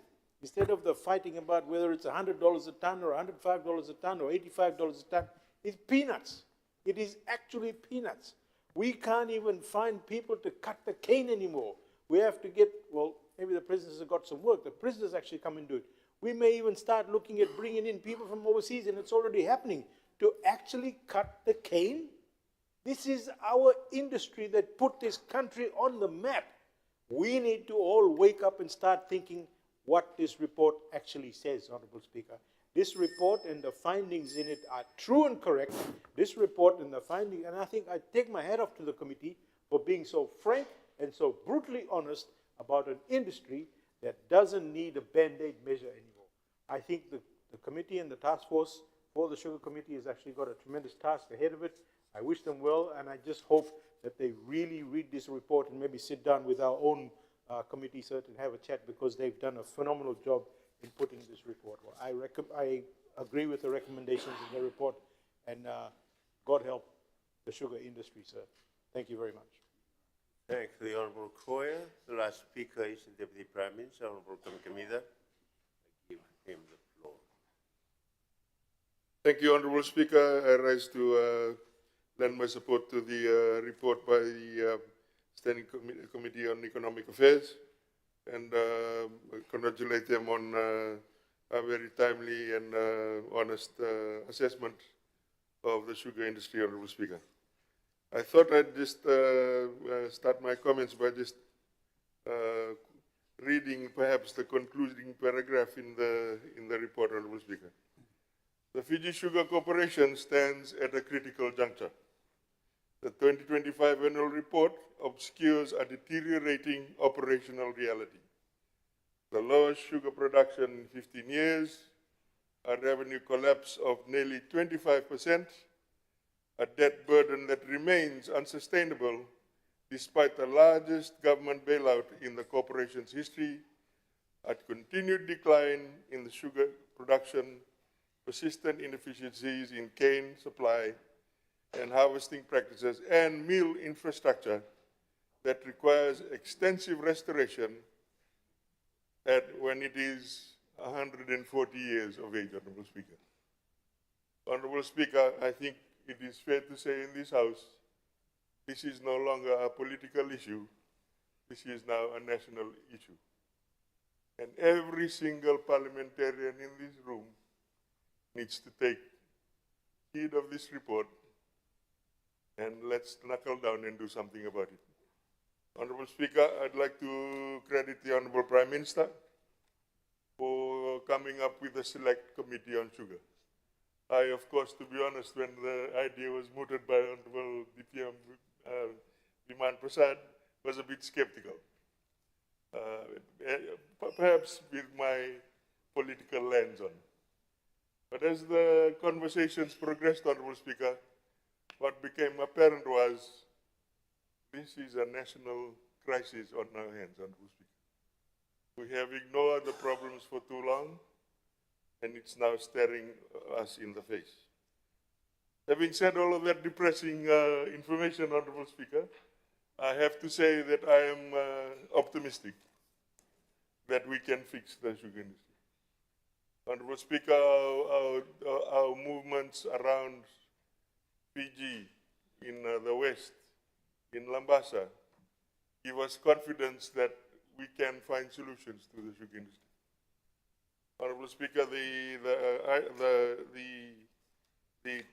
recommendations that are highlighted here, and was mentioned by Honorable Rinesh Sharma, an industry that perhaps does not talk to each other enough, an industry that requires major reform, an industry that needs to look at how we mill currently, whether we need just one mill in Vitilevu and one in Vanua Levu, etc., Honorable Speaker. Honorable Speaker, right now, there is already one report that is from the FAO. That will be, and we hope to use that report quite extensively in the Sugar Select Committee. That will be followed up by the diversification report coordinated by the Honorable Minister of Agriculture. And I think between what we have seen on the ground, the recommendations in the Standing Committee on Economic Affairs report and the European Union report, I think, Honorable Speaker, I am hoping and praying that by the end of this parliamentary session, we would have mapped out, at the very least, a strategic direction on where to take the sugar industry. And let that be a legacy of not only this side of the House, but every single member of this parliament.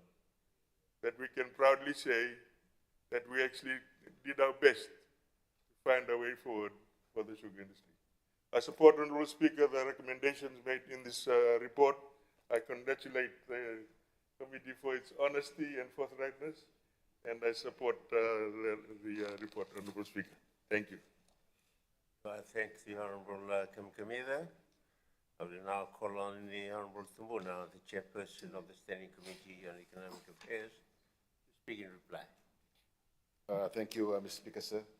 I think all the honourable members have mentioned what needs to be done with the industry, and I'm quite confident with whatever that we need to do. We already know what to do, but I think it's a matter of having the political will to put all the actions and all the recommendations from the committee. And of course, we look forward to the select committee.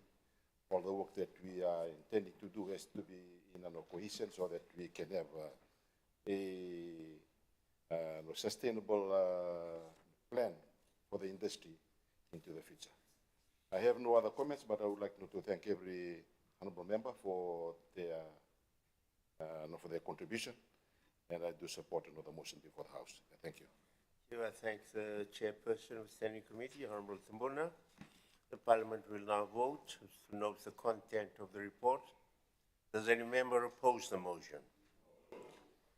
If no member opposes, the motion is agreed to unanimously. I now call upon the Chairperson of the Standing Committee on Economic Affairs, the Honorable Sagish Thumbuna, to move his motion. Thank you, Mr. Speaker. Sir, I move that Parliament debates the review report on the Sugar Cane Growers Council report, annual report 2022, which was tabled on 17 July 2026. You seconder? I second the motion. Honorable Kumar, I now invite the Chairperson of the Standing Committee to speak on his motion. Thank you, Mr. Speaker. Sir, I rise as the Chairperson of the Standing Committee on Economic Affairs to move that Parliament takes note of the Committee's review report on the Sugar Cane Growers Council, annual report 2022, tabled as parliamentary paper number 75, 2026. At the outset, I wish to acknowledge members of the committee for their dedication and commitment throughout this review. The Sugar Cane Growers Council plays a critical role within Fiji's sugar industry. As I said, as the statutory body established to represent and safeguard the interests of sugarcane growers, the Council carries significant responsibility in advocating for farmers, facilitating engagement with stakeholders, and supporting the long-term sustainability of the industry. The committee acknowledges a number of positive achievements highlighted in the annual report. Growers received a final cane price of 91.3 per ton, significantly exceeding the forecast price and providing a much needed financial relief at the time. The Council also continued supporting mechanization within the industry, facilitated legal and advisory services to growers, assisted with weed-side distribution, supported insurance programs, and continued advocating on lease renewal and land tenure issues. Speaker, sir, the committee review identified several areas of concern which requires attention of Parliament. First, finding relates to the significant delay in the tabling of the annual report. The financial year under review ended on 31st July 2022, and the audit was completed on 27 June 2023. However, the report was not tabled until September 2024, some 26 months after the close of the financial year and 15 months after the completion of the audit.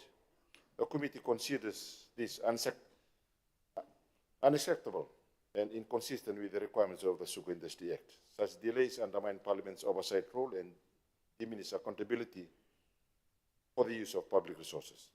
Secondly, the committee found that annual report provides key limited information on SCGC's actual achievement against its own key performance indicators, while the report outlines activities undertaken across the sugar sector. It provides inefficient evidence on how the Council itself is measured and achieved on its stated objectives. Effective performance reporting requires clear indicators, measurable outcomes, and transparent reporting on results achieved. Thirdly, the committee noted deficiencies in reporting on lease renewal outcomes. The Council highlighted advocacy efforts undertaken with the Tauke Land Transport, Land Trust Board, and other stakeholders. However, the report does not provide information on the number of leases renewed. This lost the premium rates applied and or the overall impact of these engagements on growers. Given that the land tenure remains one of the most important issues affecting the future of the sugar industry, the absence of this information limits meaningful assessment of the Council's effectiveness. Another key concern raised by the committee is the lack of demographic data and succession planning information. The report acknowledges that many farmers are aging and that fewer young people are entering the industry. However, it does not provide the data on the grower age profile, seed participation, farm attrition, gender participation, or succession planning outcomes. Without such information, it becomes increasingly difficult for policymakers and stakeholders to plan for the future sustainability of the industry. Speaker, sir, the committee was also concerned by the absence of transparency regarding the SK Trust. The Council is the principal beneficiary of the trust, which holds assets originating from the former Sugar Commission. However, the committee found that there is limited public information regarding the trust governance, arrangements, financial performance, and income distribution. No income distribution have been reported since 2019. The committee also received feedback from growers, particularly during a consultation in the Northern Division, expressing concerns regarding service delivery, consultation frequency, and responsiveness to grower issues. While the Council continues to engage the growers, the committee believes that there is room for significant improvement in communication and stakeholder engagement. The committee, to address these concerns, the committee has put forward several recommendations aimed at strengthening governance, accountability, transparency, and service delivery within the Council. Speaker, sir, the committee's review makes it clear that while the Sugarcane Growers Council continues to perform an important role in supporting the grower improvements, the growers, improvements are needed in governance, reporting standards, transparency, and accountability. The recommendations contained in this report are intended to strengthen the Council's ability to serve growers effectively and to ensure that public resources and trusted to it are managed in a transparent and accountable manner. On behalf of the Standing Committee on Economic Affairs, I commend this review report to Parliament and respectively request all honourable members of this August House to take note of its findings and recommendations. Thank you, Mr. Speaker. I thank the Chairperson of the Standing Committee, the Honourable Thumbuna. Honourable members, the floor is now open for debate, and I have a list of speakers, and at the end of the debate, we will have a right of reply from the mover. I call first on the Honourable Joseph Nand. Thank you, Mr. Speaker. I rise to contribute to the debate before the House. Speaker, when you examine this document, we are looking at a period that tested the absolute limits of our sugar industry and the resilience of our cane growers. The reality on the ground during 2021 and 2022 seasons was incredibly harsh. we saw the total crop harvested drop significantly to 1.4 million tons. This decline was a direct result of severe weather events, especially tropical cyclone Yasa, Ana, and Laita Kodi. Our farmers in the northern division bore the brunt of this devastation. The Lambasan mill area alone suffered a staggering 46% crop loss, leaving families scrambling to recover from extensive property damage and lost income. Mr. Speaker, these figures in this report do not just represent tons of cane, they represent the daily struggles and livelihoods of our registered growers and active harvesting gang across Lotokara, Rawai, Lambasa, and mill areas. When a cyclone causes massive water logging and crop logging, it is an individual grower who suffers immediate financial ruin. The subsequent reduction in cane yield and sheer difficulty in managing flooded fields create a relentless cycle of debt that spans multiple seasons, making it nearly impossible for families to plan for the future. The Speaker says we also have to acknowledge the broader systemic issues highlighted in this review. Our farmers are grappling with sky-high production and transport costs. We are seeking an opportunity, effects on aging mills infrastructure, critical labor shortages, and the steady migration of our young people away from farming towards urban centers or overseas opportunities. Speaker says this report makes it abundantly clear that without structured government subsidies and robust support programs, a vast majority of our growers will continue to face severe financial stress and ongoing inability to maintain their leases or invest in modern farming equipment. Furthermore, the efficiency of our logistic supply chains, including tramland operation and transport networks, require urgent modernization to reduce the heavy burden currently placed on individual farmers who are forced to rely on expensive alternative transport methods. The Speaker says, growth in Singatoka are concerned at the current leadership overseeing our sugar institution. We get endless excuses and constant finger pointing instead of concrete, actionable solution. Mr. Speaker says the leadership running the show today acts more like a spectator than a driver of progress. When shortages hit supermarket shelf and our crushing season faces repeated delays, the response from the top is merely to pass the buck, deflect responsibility, point fingers at everything, expect the unmanageable incompetence. The Speaker says we must find solution in this report to drive genuine change rather than letting it sit on the shelf gathering dust. The Sugarcane Growers Council is a vital mandate to protect effective representation and secure long-term viability to our farmers. This means we need policies that look beyond short-term disaster relief. We need sustainable solutions for climate adaptation, proactive drainage maintenance program, and fair pricing mechanism that genuinely reflect the rising cost of agricultural logistics, fertilizers, and fuel. The Speaker says our cane growers has also been the proud backbone of our national economy.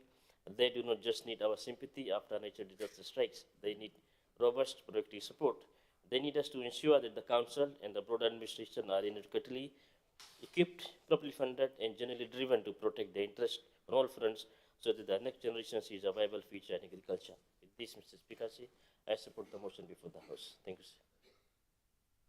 I thank the Honourable Nan. The next speaker is the Deputy Prime Minister, Honourable Kamida.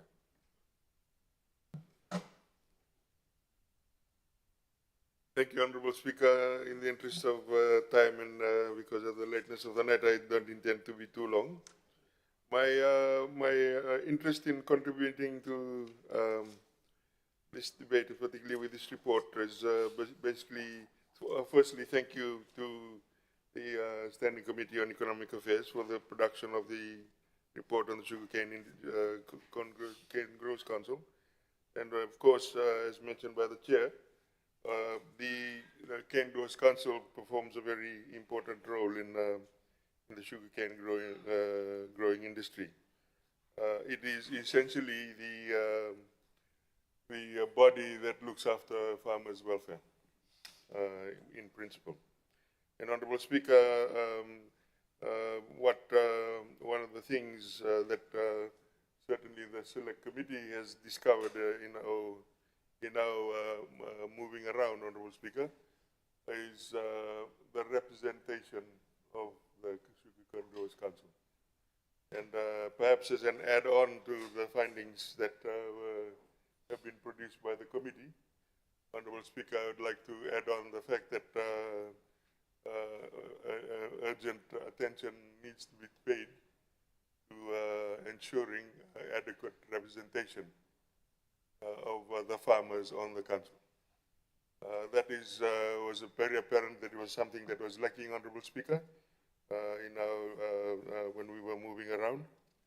And I am hopeful that it is something I know that the Honorable Prime Minister is very interested to see whether that can be dealt with even before the end of this financial year. That perhaps there either be elections of Kendra councils and farmers to represent, or even nominees to sort of represent the farmers. So, Honorable Speaker, beyond that, I support the recommendations that are tabled here, the importance of the timely financial reporting is mentioned here, the need for better data in terms of demographics for the farmers, which I thought was a very important recommendation. There is an interesting recommendation around improved financial transparency. In other words, clearly breaking down the financial information at Sugar and Growers Council, so that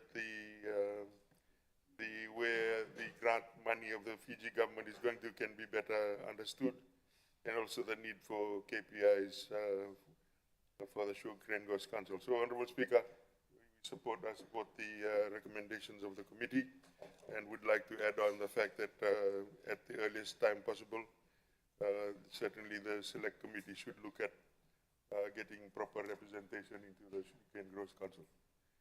Thank you, Honourable Speaker. Thank the Honourable Kamkamida. Next, I call on the Honourable Seriratu, the Leader of the Opposition. Thank you, Honourable Speaker, sir. I wish to thank the Chairman of the Economic Affairs Committee for the two reports that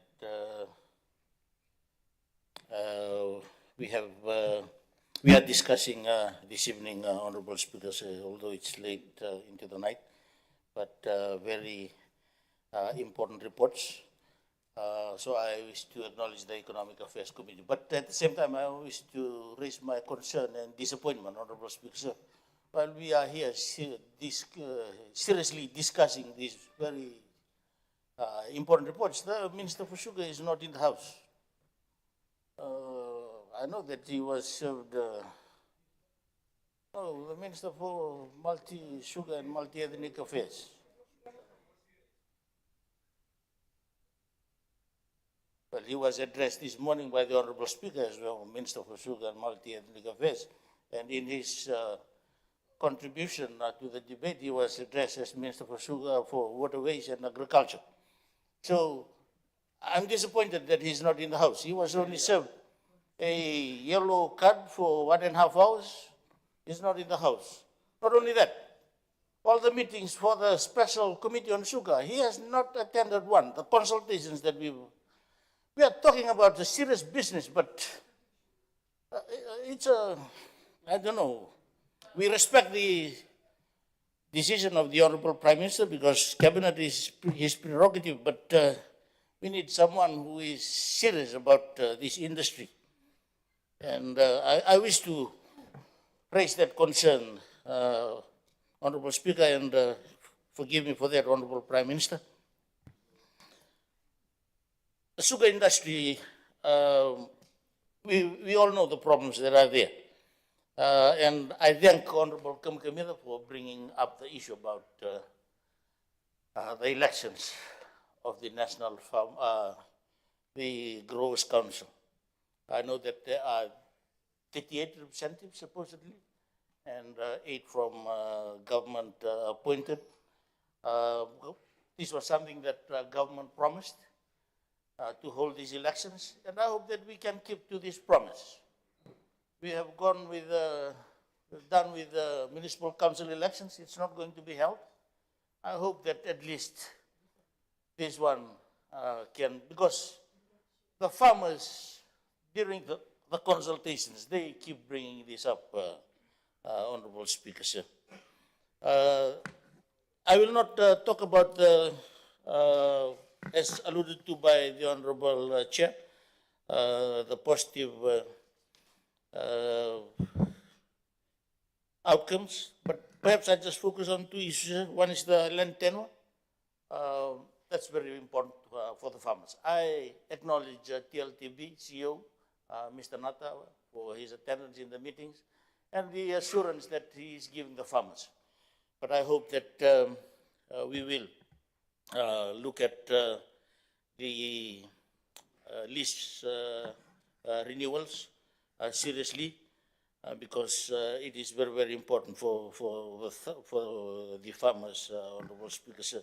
The other issues that I wanted to highlight, Honorable Speaker, sir, is on the growers' consultation because this is very, very important because in the functions and the role of the Growers' Council, there are three main ones. One is farmer advocacy, two is industry consultations, and three is the operational support. And we are fortunate for us from this side of the house. We are very fortunate that we are part of the select committee, and we have been listening as well. And we are thankful for the positive spirit in the committee, given the seriousness of the issue and the need for us to take this industry forward, as alluded to by the Honorable Koe in his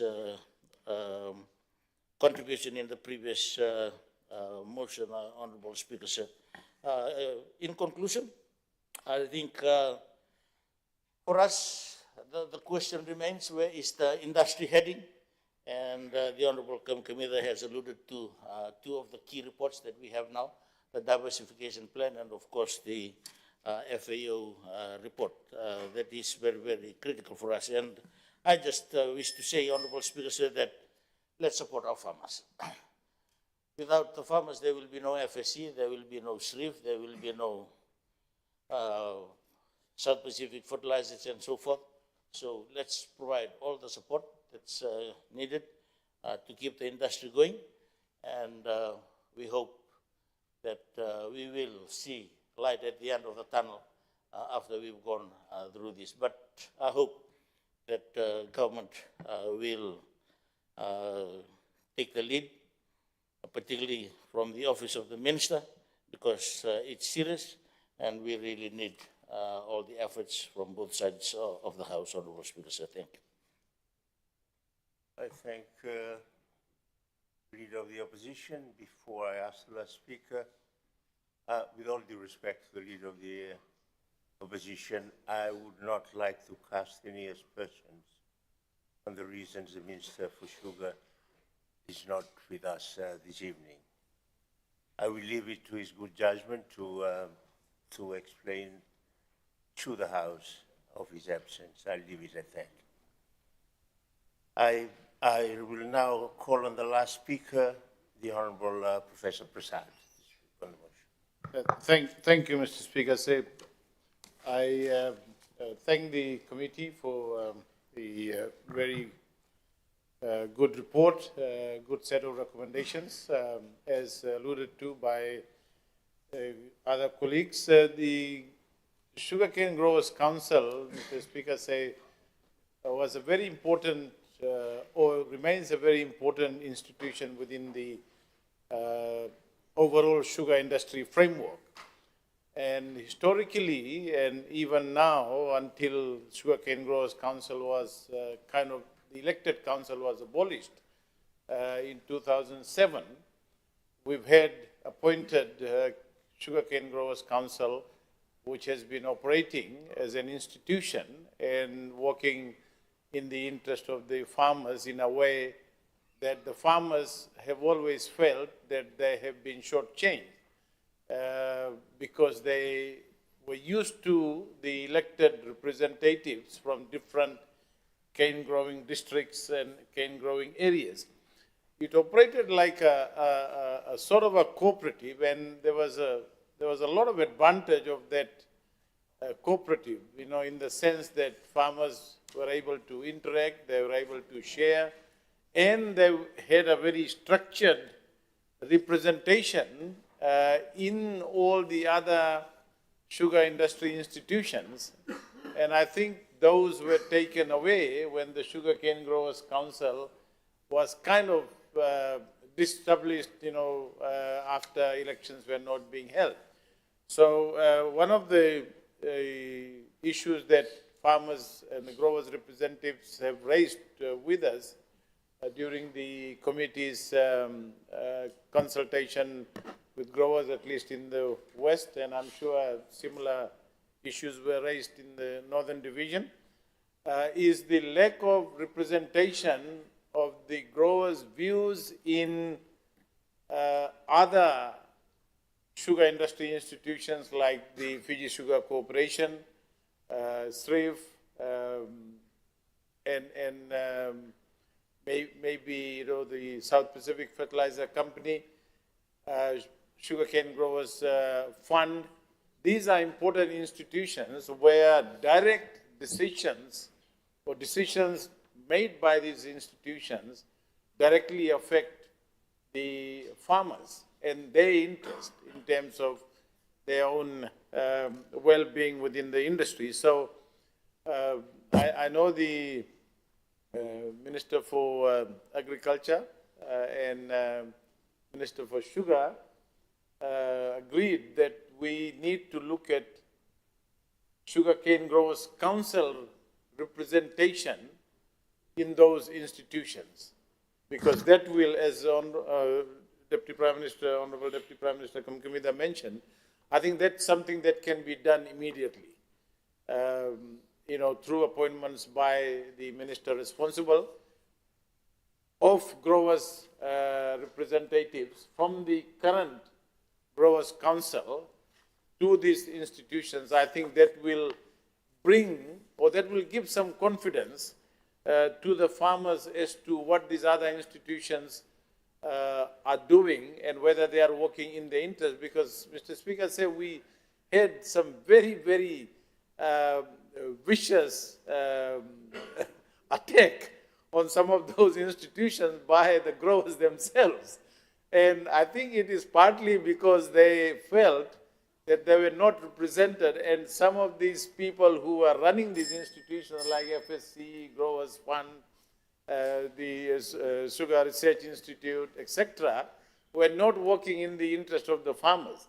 And I think it would be very helpful if their representatives are there and they would feel, or they will have much more confidence in the sense that their views, their interest is looked after. So I would really urge the ministers to consider this, and perhaps that is something that we can start immediately by having the growers' representatives on these institutions. And some of the recommendations that the committee has made, Mr. Speaker, say could be dealt with as part of that representation, and bringing the growers together with other institutions in a much more cooperative manner than what it is now. And that's what we had from the farmers when we were traveling around Viti Levu, and I'm sure the Honorable Prime Minister and members of the committee had the same from Vanua Levu. So with those words, Mr. Speaker, I support the report and the recommendations. Thank the Honorable Professor Prasad. I will now call on Honorable Tumbuna, Chairperson of the Standing Committee, to speak in reply. Thank you, Mr. Speaker, sir. I would like to thank all the honorable members for all their contribution to the discussion that we had on the report. And of course, there were some issues that need to be addressed, such as adequate representation of farmers. I'm sure that this will be addressed at the soonest. The Cane Growers Council election will be one of the priorities that has to be undertaken by the minister. The list renewals, I think, is what we had raised with Sugarcane and Growers Council, because they have a legal officer that is working also with TLTB on the outcome of the initiative that they are undertaking in terms of how many leases are renewed, how many leases have expired. And also we faced when another committee was going around in the northern and the western division. These are the issues that are raised by farmers in terms of the lists, renewals and lists that were expiring. But I think one of the when we have the structure being formalized, of what is the structure of the industry, looking at, because one of the issues that we face now, the sizes of the farms are still small, and we need perhaps maybe to amalgamate number of farms together so that we can have a bigger unit. So in terms of the economics of future of the industry has to be based on the bigger farms. So that was the issue also that was raised in the Northern Division, and I'm sure that we can address the tenancy once we have that the farms not to be amalgamated. And of course, the grower representatives in other sugar institutions, I'm sure that the Minister will take that on board. I would like to thank the honourable members for their contribution, and I do support the motion before the House, Speaker, sir. Thanks, the Honourable Tambuna. The Parliament will now vote to note the content of the report. Does any member oppose the motion? As no member opposes, the motion is agreed to unanimously. I now call on the chairperson of the Standing Committee on Economic Affairs, the Honourable Secretary Tambuna, to move his motion. Thank you, Mr. Speaker, sir. Mr. Speaker, sir, I move that Parliament debates the Consolidated Review Report on the Energy Fiji Limited Annual Report 2023 and 2024, which was tabled on 17th July 2026. Thank you, Mr. Speaker, sir. Thank you. Is there a seconder? I second the motion. Honourable Kumar, I now invite the chairperson, Standing Committee, to speak on his motion. Thank you, Mr. Speaker, sir. Speaker, sir, I'm pleased to present the Standing Committee on Economic Affairs Consolidated Review Report on the Energy Fiji Limited Annual Reports for the financial year 2023 and 2024. This report is the outcome of the committee's examination of EFL's performance, financial management, governance, accountability, and service delivery as Fiji's national electricity provider. At the outset, I wish to acknowledge the Chief Executive Officer, the staff of Energy Fiji Limited, the Consumer Council of Fiji, Fijian Competition and Consumer Commission, and all stakeholders who contributed to this review through written submissions and oral evidence. Their cooperation has greatly assisted the committee in carrying out its parliamentary oversight responsibilities. Honourable Speaker, Energy Fiji plays a critical role in Fiji's development. It provides electricity services for more than 200,000 customers and remains central to the national economic growth, business development, public services, and the quality of life of our people. The committee acknowledges EFL's efforts to maintain reliable electricity supply despite significant operational challenges, including rising fuel costs, increased demand for electricity, changing weather patterns, and the need to balance affordability with long-term infrastructure investment. The committee notes several achievements during the review period. In 2023, EFL maintained electricity supply despite low rainfall, rising fuel price, and increasing consumer demand. The organization expanded rural electrification initiatives, increased customer connections, and advanced renewable energy and transmission infrastructure projects. In 2024, EFL recorded a financial recovery, reporting a profit after tax of approximately 7.17 million, compared to a loss of 24 million in the previous year. Electricity production increased significantly. Customers' number exceeded 23,000, and progress continued on renewable energy initiatives and infrastructure investments. However, Honourable Speaker, while recognizing these achievements, the committee identified several critical issues that require urgent attention. The first and most significant issue relates to EFL's continued dependence on imported diesel fuel. Fuel remains EFL's largest operating cost and the single greatest financial risk to the organization. Fuel costs increased from approximately 193 million in 2023 to 211 million in 2024.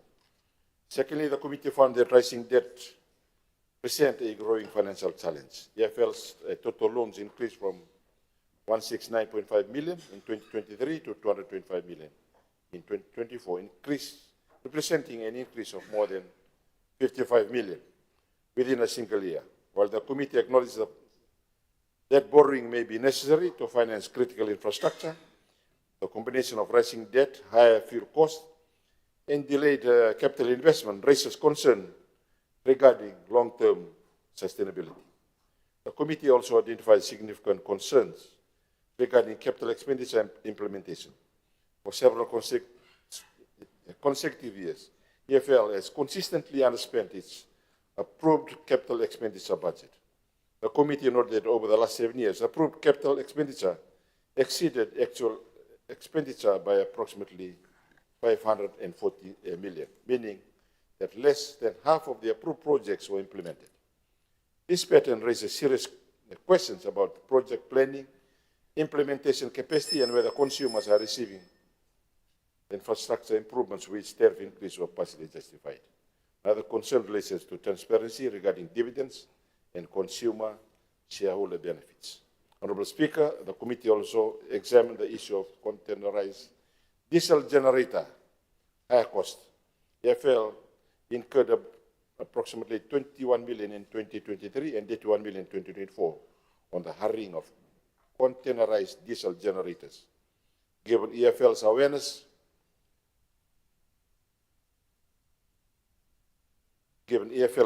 of increasing demand and ongoing pressure on hydroelectrical generation, the committee questioned whether sufficient long-term planning and investment in renewable energy capacity has been undertaken to avoid this substantial cost. Mr. Speaker, sir, the committee recognizes the important work undertaken by Energy Fiji Limited and acknowledges its progress in expanding access to electricity, strengthening infrastructure, and advancing renewable energy initiatives. The recommendations contained in this report are indeed to support more sustainable, accountable, and resilient energy sector that serves the interests of consumers, businesses, and the nation as a whole. The committee expects EFL to act on these recommendations and report tangible progress in future annual reports. With those remarks, I commend the consolidated review report of the Energy Fiji Limited Annual Report 2023 and 2024 to Parliament and respectively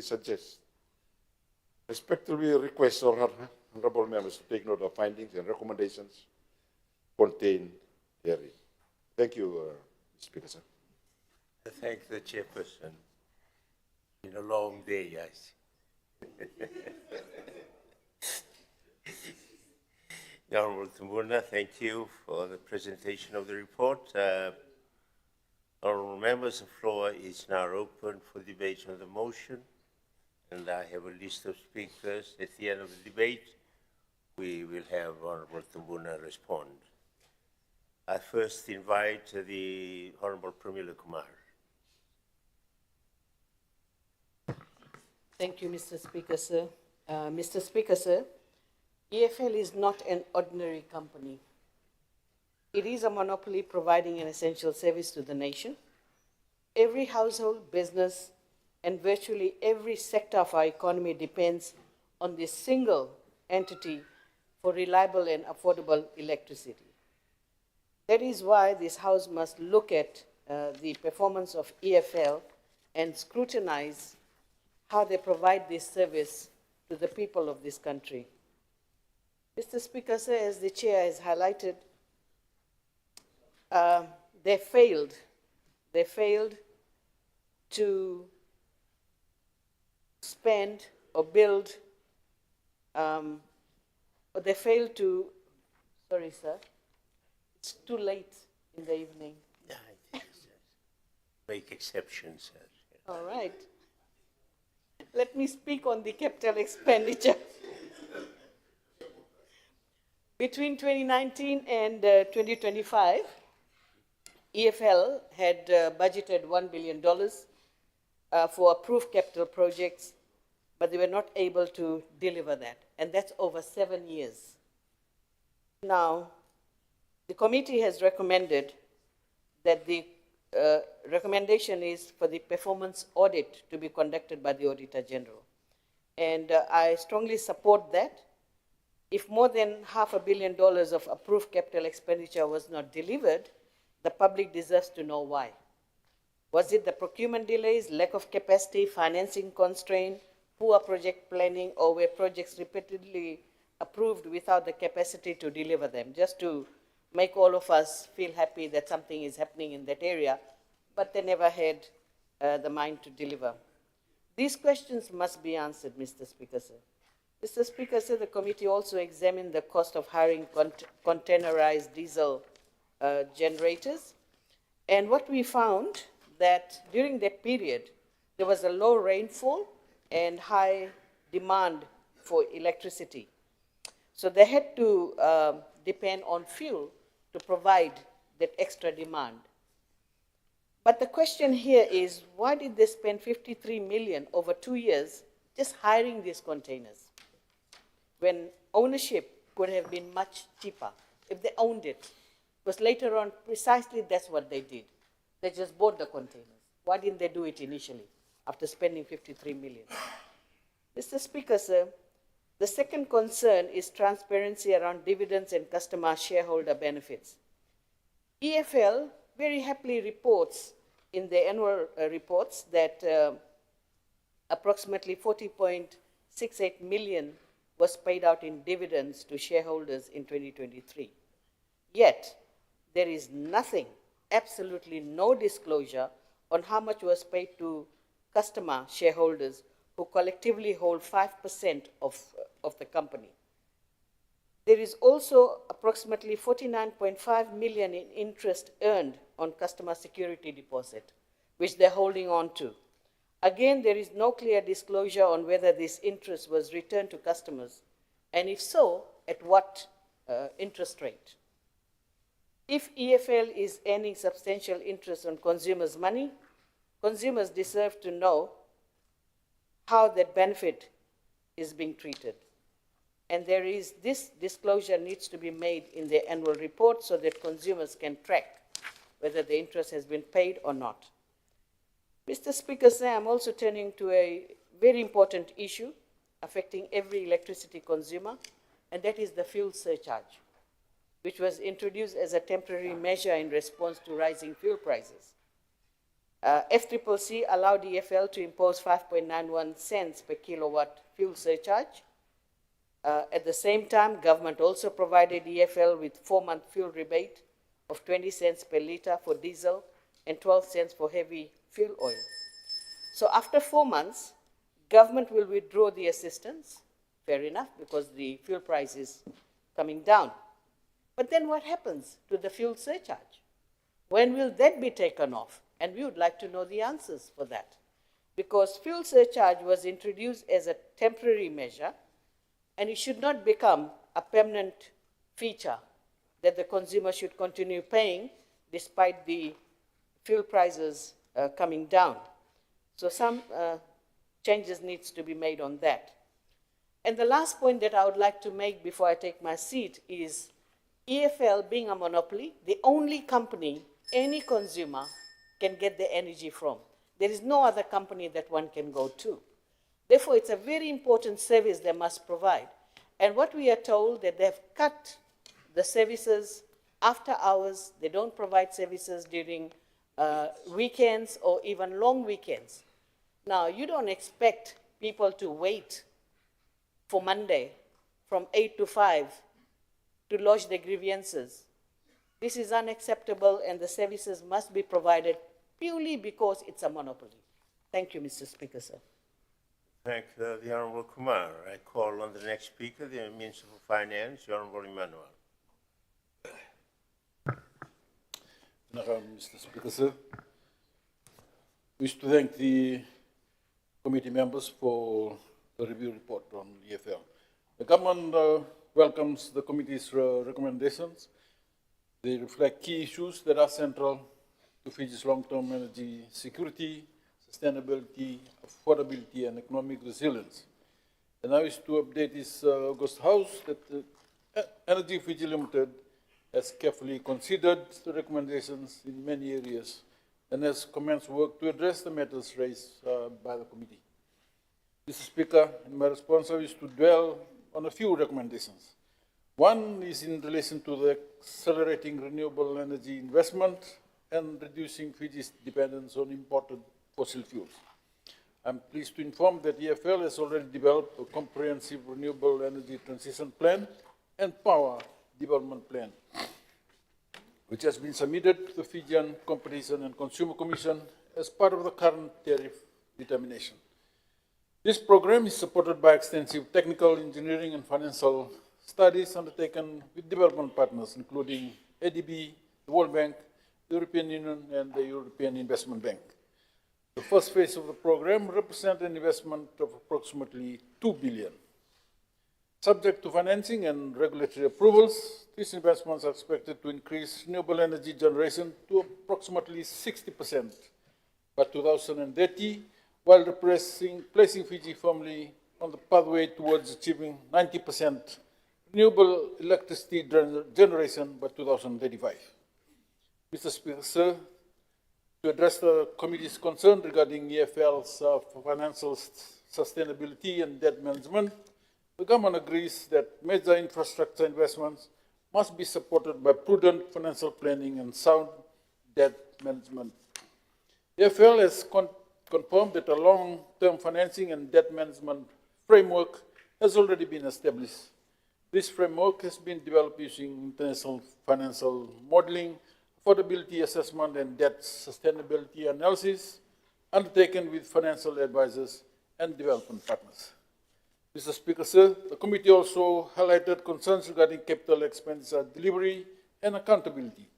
Many capital projects approved under previous corporate plans were constrained by funding limitations following the 2019 tariff determination, which did not provide sufficient revenue to fully fund the proposed capital investment program. So, Honorable Kumar, this is the answer for the low capital expenditure. Despite those constraints, EFL continued to invest in critical infrastructure using retained earnings, internally generated cash flows, and externally financing facilities to maintain network reliability and continuity of electricity supply. Going forward, EFL is committed to strengthening its annual reporting by providing more detailed information on approved projects, actual expenditure, implementation progress, project delays where applicable, and outcomes delivered to customers. EFL has also indicated its willingness to cooperate fully with the review undertaken with the applicable legislative and governance framework. Mr. Speaker, sir, the committee has recommended that tariff increases be linked to measurable investment outcomes. The government support this principle. EFL has already proposed the establishment of a formal monitoring and evaluation framework with FCCC following completion of the current tariff determination process. Mr. Speaker, sir, government remains committed to improving access to electricity for rural, maritime, and disadvantaged communities. EFL has agreed to strengthen future reporting by providing information on the number of new connections completed, communities connected, expenditures incurred, and progress towards improving access to electricity throughout Fiji. Mr. Speaker, sir, the committee's recommendations align closely with government's objective of achieving a secure, affordable, resilient, and sustainable energy sector. We remain committed to ensuring that Fiji's energy sector continues to support economic growth, improve the quality of life of our people, and contribute to our national development and climate objectives. Thank you, Mr. Speaker, sir. Thank the Honorable Emmanuel, the Minister of Finance. I will now invite the Honorable Usamati to make his contribution. Thank you, Mr. Speaker, sir. Thank the committee for the work that it's done. EFL is always something that's close to my heart since I was educated by a man who worked for EFL, and I in fact lived in the quarters in Kinoya for a long time. But there are two issues in this report that are of considerable concern. One is you look at the recommendations, but particularly so in terms of the focus that is moving EFL, how well EFL is moving us towards our renewable electricity targets. A lot of the projects that you find in these reports have appeared over and over again, but have not been executed. And in fact, I was looking at some of the comments that were done by the Consumer Council. They said EFL heavily promotes its vision of reaching 90% renewable energy by 2035. However, a closer look at the actual reveals a stagnant reality. Solar energy contributes an abysmal 0.01%. Wind, 0.06%. The bulk of Fiji's renewable energy is legacy hydro built decades ago. Total non-hydro, non-biomass renewable penetration is under 0.1%. So these same projects appear over and over again. We have a target for 2035, 100% renewable electricity. We're not moving fast enough. We see the plans that is done by EFL. They said that by the year 2029, they'll come up to 60%. Solar generation of 200 million, hydro and so forth, but it's not moving fast enough. And in the recommendation that we have here, and we know what the projects are, Ngaliwana, Namosi, the solar voltaics in Mbata, Nandi, the overall solar projects, the micro solar farm in Taviun and so forth. Those projects are already there, but they're not moving, Mr. Speaker, sir. And we have made commitments for renewable electricity. The recommendation that we have here, 5.1, EFL should develop and table a clear renewable energy transition plan with annual targets, timelines, and investment requirements to achieve its 2035 renewable energy goal. They talk about the same project year in, year out, and not moving. They have, I know, EFL has all sorts of challenges in terms of fossil fuels, the loss of the people that they have, but we need to be able to address this. And I always ask for myself, why don't we have enough rooftop solar? Is there some impediments between rooftop solar that can be sold to the grid? Is EFL putting in some sort of, I don't know, something that prevents them from doing that? And why is it that we have so many IPPs that come, but in the end they walk away because they can't come to a deal? IPP means what do you call them? Independent power producers. So all of this is happening. There does not seem to be that impetus. And I think that for me is a concern. Renewable energy, we have to go there. We are captured by the price of this hormuz and fuel thing. This thing has gone up and it's just strangling us. We really need to move in that particular area. I know there's a lot of areas that, I mean, obviously the capital that will be required will be quite huge, but that is something that EFL really has to move on this one. The other one, Mr. Speaker, sir, there's been a lot of money that has been given out for rural electrification. Money is given to EFL for grid extensions, and then the house wiring is happening. There's so much of that money that is being tied up and paid, but it has not been completed. I know that there are issues with not enough electrical workers in this country. There are not enough companies and equipment to be able to pull the poles and get people to do the house wiring. But the money has been paid, it needs to happen. The grid extensions across the country. And if every year, if you look at the budget, this year, 2026-27 budget, there's 1.2 million for house wiring for completed grid extensions. That means money has been paid. I remember when I was minister, it was an issue. EFL, as the Honorable Minister, as the Honorable Premier Kumar has said, has got a very critical role. They control the distribution, they control the generation of electricity. Perhaps this is something that we also need to look at the relationship between all of these parties. FCCC as a regulator and the role of EFL as a distributor, and also how well are they working with IPPs who can come in and generate that solar power that we need to move towards a renewable energy target. I hope that they'll be able to come up with the solutions to be able to address these, because these are very critical for us. And I also then endorse the recommendation of the paper. Thank you, sir. I thank the Honorable Samathi. The last contribution is from the Deputy Prime Minister, Honorable Kamkamida. Honorable Speaker, firstly, I'd like to thank the Committee on Standing Committee on Economic Affairs for their report on EFL, and congratulate them as well on the recommendations that have been captured in the report. Honorable Speaker, what I thought I'd do is just rather than focus on the recommendations, is perhaps take a forward-looking view and just focus specifically on the renewable energy situation in Fiji.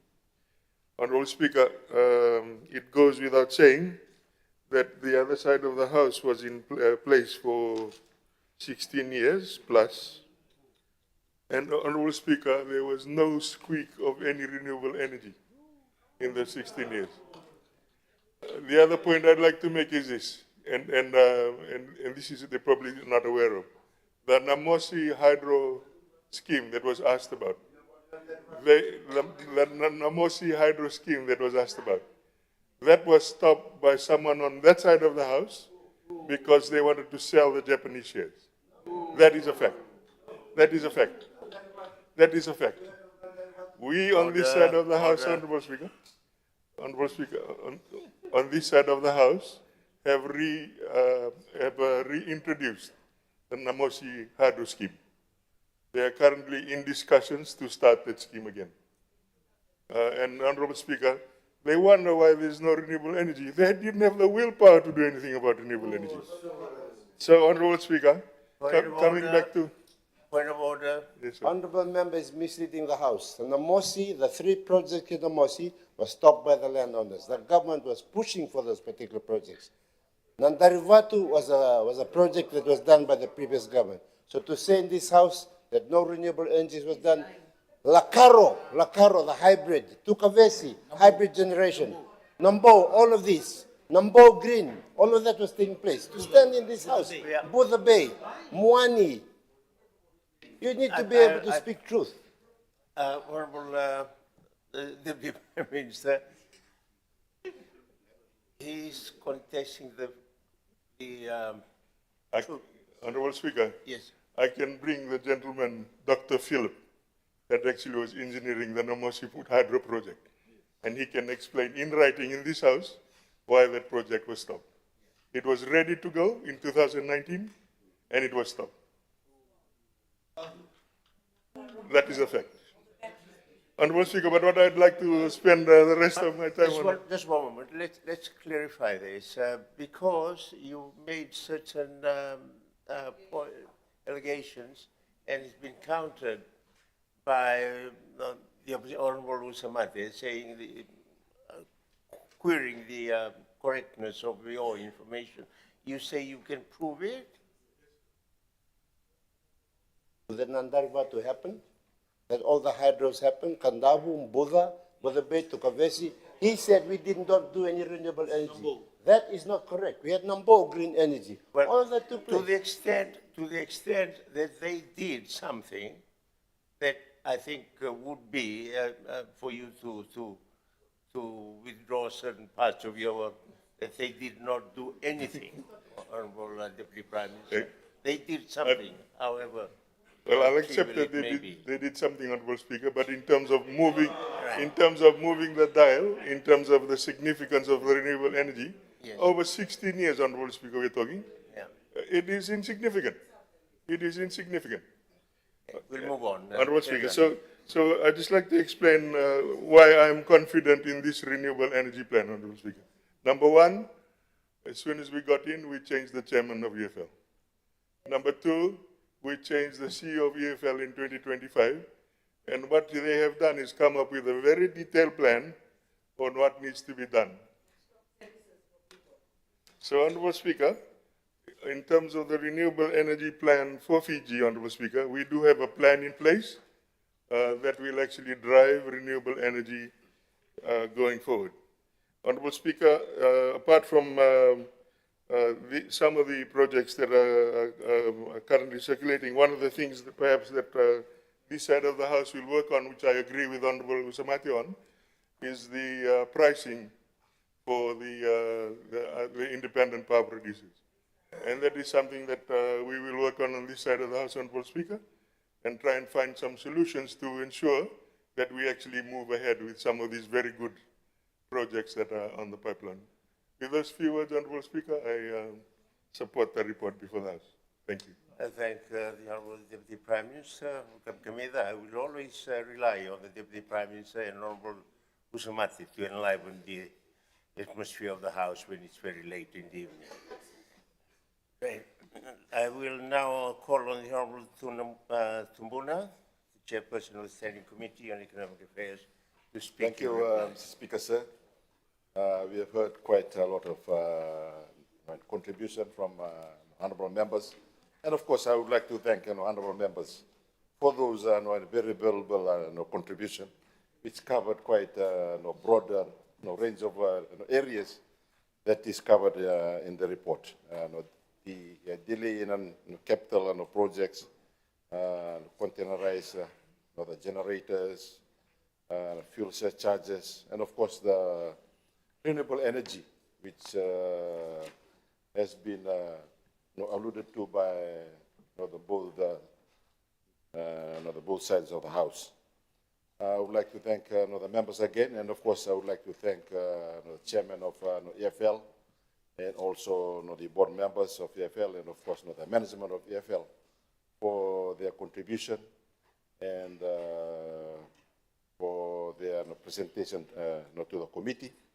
And I would like to thank the honourable members for their contribution, and I do support another motion before the House. Thank you, Mr. Speaker, sir. I thank the Honourable Sambuna, the chairperson of the Standing Committee. The Parliament will now vote to note the content of the report. Does any member oppose the motion?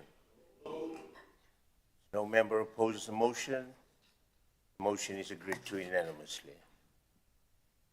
I now call upon the chairperson of the Standing Committee on Economic Affairs, the Honourable Secretary Sambuna, to move his motion. Thank you, Mr. Speaker, sir. I move that Parliament debates the Consolidated Review Report on the Tourism Fiji Annual Report 2015, 2016, 1st of January, 31st July to August 16 to July 2017, and August 2017, July 2018, which was tabled on 17th July 2026. Thank you, Mr. Speaker, sir. Thank you. Seconder? Sir, I second the motion. Honourable Kumar, I now invite the chairperson of the Standing Committee to speak on his motion. Thank you, Mr. Speaker, sir.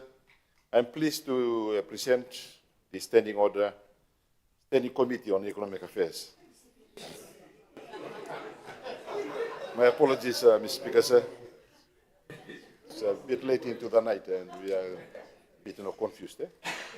I'm pleased to present the Standing Committee on Economic Affairs Consolidated Review Report on the Tourism Fiji Annual Reports covering the period 2015 to July 2018. The committee undertook its review in accordance with its parliamentary oversight role to ensure accountability, transparency, and effective management of the public resources allocated to Tourism Fiji. At the outset, Mr. Speaker, sir, I wish to acknowledge Tourism Fiji, the Minister of Tourism and Civil Aviation, stakeholders from the Northern and Western Division, and all those who provided submissions and valuable insights that assisted the committee in carrying out its review. The committee notes that the period under review was marked by strong growth in Fiji's tourism sector, visitor arrivals from 754,000 in 2015 to a record 859,000 in 2018, while tourism earnings reached approximately 1.96 billion. Despite the devastating impact of Tropical Cyclone Winston in 2016, the sector demonstrated remarkable resilience and recovery. Tourism Fiji also expanded Fiji's presence in the international market, strengthened destination branding, and embraced digital marketing innovations that enhance Fiji's visibility globally. While these achievements are commendable, the committee's role extends beyond celebrating successes. Our responsibility is to assess whether public funds have been used effectively, whether reporting obligations have been met, and whether tourism development benefits all Fijians. It is in this regard that the committee identified several important findings. Honourable Speaker, one of the committee's most significant findings relates to weak accountability and delayed reporting. The annual reports under review were tabled many years after the reporting period, with delays ranging from 8 to 7 to 11 years. Such a delay severely undermines Parliament's ability to provide timely scrutiny and weaken public accountability over substantial funding provided to Tourism Fiji. Furthermore, the reports focus heavily on promotional achievements while providing limited discussion on challenges, lessons learned, and performance outcomes. Secondly, the committee found insufficient transparency regarding marketing expenditure and effectiveness. Tourism Fiji received approximately 28 million to 2031 annually during the review period. However, the reports did not provide adequate information on marketing expenditure by market, campaign performance, return on marketing investment, or cost per vista analysis. Consequently, Parliament and the public are unable to fully assess whether taxpayers are receiving value for money from these investments. Thirdly, the committee found that the benefits of tourism growth have not been evenly distributed across Fiji. While established tourism region continues to receive significant attention, stakeholders from the Northern Division, Outer Islands, and the rural communities highlighted the limited visible support and investment directed towards their regions. This reduces economic opportunities for communities that could otherwise participate more actively in tourism development. The committee also observed the need to place a great emphasis on high-value tourism segments, including meetings, incentives, conferences, and exhibitions. MICE, destination wedding, marine tourism, cruise tourism, and yachting. These sectors have the potential to attract high-spending visitors, lengthen visitor stay, and create broader economic opportunities throughout Fiji. The committee has further identified concerns regarding tourism infrastructure, particularly in the Northern Division. In light of these findings, the committee has made several recommendations. Firstly, the committee recommends strengthening Tourism Fiji's accountability and reporting framework. Secondly, the committee recommends improved financial governance and oversight. Thirdly, the committee recommends that development of destinations specific tourism strategies for undeserved regions, including the Northern Division, Sun Coast, and Outer Islands. Such targeted strategies will promote more balanced regional tourism development and broaden economic opportunities throughout Fiji. The committee also recommends increased support for community-based tourism enterprises. Finally, the committee recommends the establishment of an inclusive tourism benefit framework that would measure how tourism benefits are distributed across communities, small operators, and rural areas. Speaker, sir, the recommendations contained in this report are intended to strengthen the tourism Fiji's performance, enhance public confidence, improving parliamentary oversight, and ensure that the benefits of tourism are shared more broadly across all the regions and communities of Fiji. With those remarks, Mr. Speaker, sir, I commend Consolidated Review Report of the Tourism Fiji Annual Report 2015 to 2018 to Parliament and request all honourable members to take note of its findings and recommendations. I thank you, Mr. Speaker, sir. I thank the Honourable Sabuna, the Chairperson of the Standing Committee on Economic Affairs. I now invite our first speaker, the Honourable Pramila Kumar. Thank you, Mr. Speaker, sir. The report covers a period of significant growth in Fiji's tourism sector, and this is a very old report, during which international visitor arrival increased to 859,000, and the revenue reached 1.96 billion. And today, in 2025, we know that the revenue has gone up to 2.81 billion, and the visitor arrival for 2025 was around 986,362. But during that period, Mr. Speaker, sir, there were two other devastating impacts that affected the tourism sector. One was the tropical cyclone Winston, and the other one, Cyclone Kenny. So both had a huge impact on the tourism, but Fiji is what Fiji is. We were able to bounce back and continued with the visitors, and our tourism continued progressing in that direction. Mr. Speaker, sir, I just wanted to highlight the annual report itself, the difficulty the committee had in going through the annual report. Annual report was written very, very poorly. There is no target, there is no measurements. How do you measure the targets? There were no key information. If the government is giving large sum of money, they need to account for it. You cannot say that we had this campaign, we had that campaign, but what is the impact of those campaigns? They have offices around, they have office around the overseas, but again, that needs to be accounted, whether those offices are performing well, are we getting value for money or not. But Mr. Speaker, sir, we had a meeting with Tourism Fiji and we probed deeper. What we found, the main reason for the delay in submitting the reports were 2 fire incidents, 2, not 1, 2, and 1 cyber incident. So there were 3 things that delayed the reports for the Parliament. They had the option to accept qualified report from Auditor General, but they decided to reconstruct all the financial documents and put them together. But lessons learned, now they're storing their records on the cloud, so that's a progress. However, they still need to speed up and produce the rest of the reports and present it in the Parliament. Mr. Speaker, sir, another issue that I wish to highlight is the Navoliku project. Look, I just hope that the government will not take me wrongly. Remember, this project was initiated way back during our days. When we went out for consultation, we were told by the Maduata Tourism Association, Savu Tourism Association, the level of discussion that took place in the initial stages when these documents were written.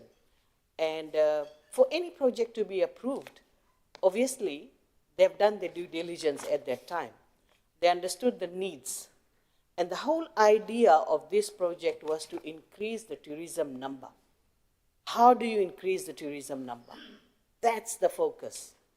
So to increase the tourism number, there has to be things like airports, jetty, so that we can connect Savu to Taveuni in a much better way, and many other infrastructure. Infrastructure is very important, but the way the presentation was made to the committee and the feedback that we got from the stakeholders, I think this is an early stage, and it's important that there is an inquiry done on this particular project so that from the start we know what is happening, right? And it is important that we do it. Otherwise, it will be another project that we had with FSC, where we had taken the loan, and then we know what was the outcome. So this is not a grant, this is still a loan, and therefore we need to focus on the best outcome that we can get from this project. So that's all I wanted to emphasize. Thank you, Mr. Speaker, sir. I thank the Honourable Kumar. Our next speaker is the Deputy Prime Minister, the Honourable Ngavoka. Thank you, Mr. Speaker, sir. I rise to speak on the consolidated review report on Tourism Fiji, covering 2015 to 2016. At the outset, I acknowledge that the matter under review of the committee relates to an earlier period of almost more than a decade. Nevertheless, the committee has raised matters that remain highly relevant to how we govern mass and grow tourism today. The report recognizes the strong performance of the sector during those years, as highlighted by the Honourable Kumar, with arrivals from 754,835 in 2015 to 859,132 in 2018, with earnings reaching approximately $1.96 billion. It also acknowledges Tourism Fiji's response following Tropical Cyclone Winston in expansion into international markets, stronger digital marketing, and continued development of the Fiji tourism brand. The Speaker of the committee also identifies important weaknesses. These include delayed annual reporting, insufficient disclosure on marketing effectiveness and return on investments, uneven distribution of tourism benefits, limited data on inclusive tourism outcomes, and the need for stronger destination-based planning and governance. These are legitimate issues because public funding must be matched by clear evidence of results. The Ministry recognizes these important observations and has been working with Tourism Fiji to improve governance and oversight mechanisms. I particularly note the committee's recommendation for stronger reporting on cost per visitor, return on marketing investments, offshore office costs and KPI performance. Tourism Fiji must be able to demonstrate not simply how much we spend, but what spending delivers for Fiji. The same principles applies to the committee's call for stronger financial governance, timely audits, and greater accountability. The Speaker also welcomed the emphasis on regional and community-based tourism. The direction of government today is consistent with this objective. The National Sustainable Tourism Framework 2024-2034 places sustainability, resilience, and inclusivity at the center of tourism development, with a clear intention that benefits rich communities, and that tourism supports culture, livelihoods, and environmental stewardship. Our work in Bono Levu through Novo Liku is also focused on tourism enabling infrastructure, regional connectivity, enterprise development, and community-based tourism. Let me just state here, Mr. Speaker, sir, that the preliminaries on a what is known as ITMP or the Tourism Master Plan for the North. I have seen the preliminaries, and we have to look at these long term. In 25 years, the tourism income for Bono Levu will grow from $238 million to $1.3 billion. We have to look at this long term, Mr. Speaker, sir. We could, once it's completed, Mr. Speaker, sir, we can share that with the with parliaments, but these are preliminary numbers that I've got. It's all part of the planning. On infrastructure, Mr. Speaker, sir, we have strengthened the Lambasa airports. We're putting in there a remote control tower that's happening soon. And for Sabu Sabu, Honorable Speaker, we have two initiatives right now. One is whether we can extend Sabu Sabu in its current form to take a bigger aircraft. A feasibility study is ongoing right now.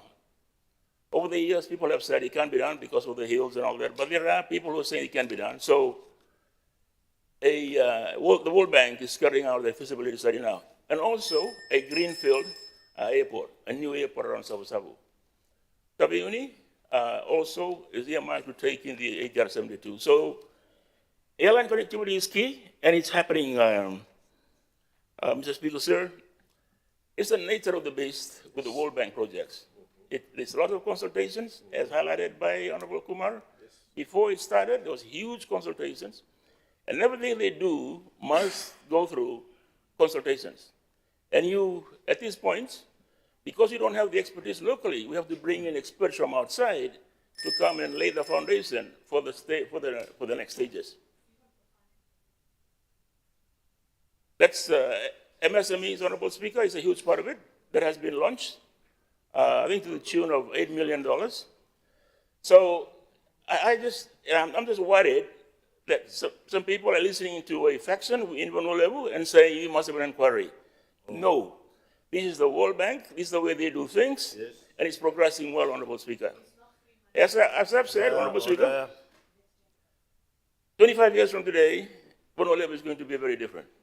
I've seen the preliminaries, like I said, and I'll share it with the House soon, but it's comforting to see that we are heading in a way that it even shows a reversal in migration drift from Bono Levu to Biti Levu. So can we just cool it, please, and not listen to some disgruntled faction in there, and ask for inquiries. Thank you, Honorable Speaker. I support the report. Thank you. I thank the Honorable Ngavoka. I call next on the Honorable Fire Squire. Thank you, Honourable Speaker. I like the fact that he wants to cool it. Honourable Speaker, I'll be very brief, purely because there's a lot that's been said. We're very long in the tooth today, and this report actually is relative to right up from back to 2015 and 2018. But just moving forward, just on a little point on what the Honourable Deputy Prime Minister Ngaboka has actually mentioned with respect to Vanua Levu. 25 years goes by very quickly. But what we must remember is the Valiku project. What the questions that need to be asked is, if you are going to set it up to mean that we will extract $1 billion out of tourism in the north, the most critical part or component of all of it is that each successive government in that 25 years must make sure that the necessary infrastructure is put in to ensure that we have the necessary hotels in that space. There's no use putting a fantastic airport in there if you don't have the beds. It's the same problem that we face right now in Vitilevu and the Mamanudas. We don't have enough heads on beds. We've done phenomenal in terms of tourism. Now we're up to 1 million plus in terms of getting that amount of people. The capability of Fiji Airways is 3 million passengers that it can bring in, but it can't because we don't have the space. I remember a few years ago, we had the opportunity to host one of the large conferences from around the world. I think it was the Oceans one, if I remember correctly. But we simply didn't have enough beds to be able to cater. So when you do this and when you talk about it, it's a brilliant project and you say all these things, Tourism Fiji can do a phenomenal job. Tourism Fiji is our marketing arm with respect. That's why they get a massive budget to do all these things.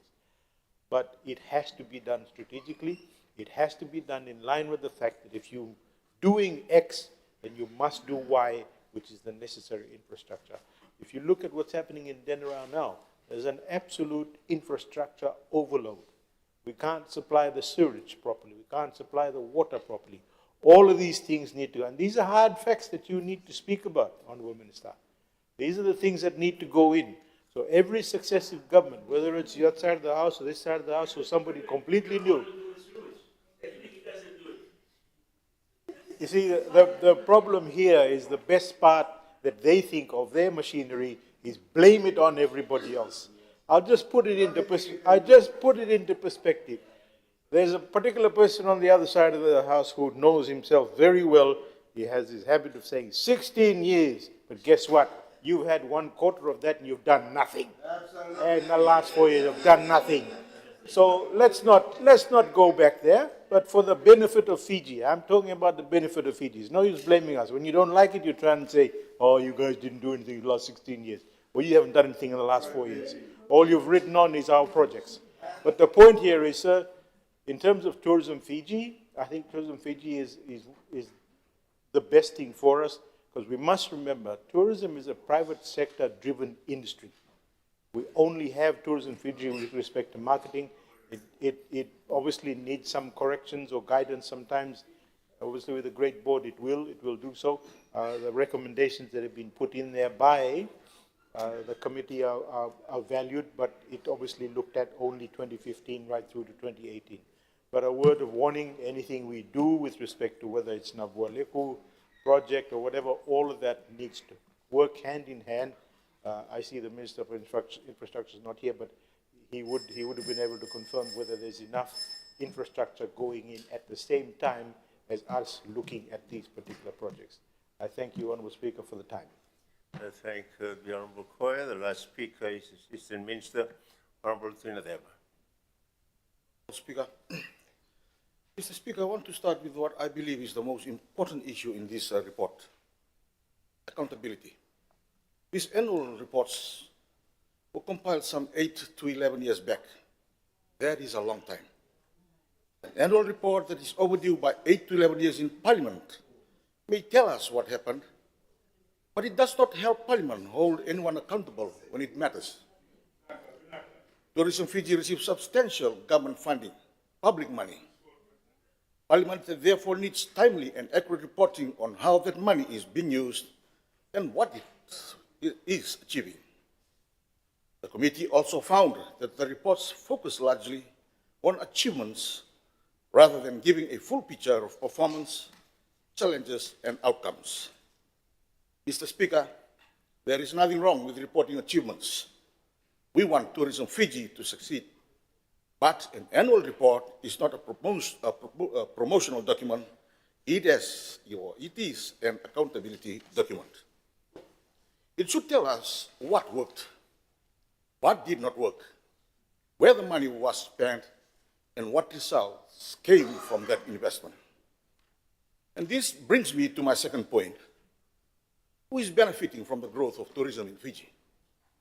Tourism has been one of the most important industries for our country. We know that contribution it makes to employment, businesses, and communities. But the committee has raised an important concern.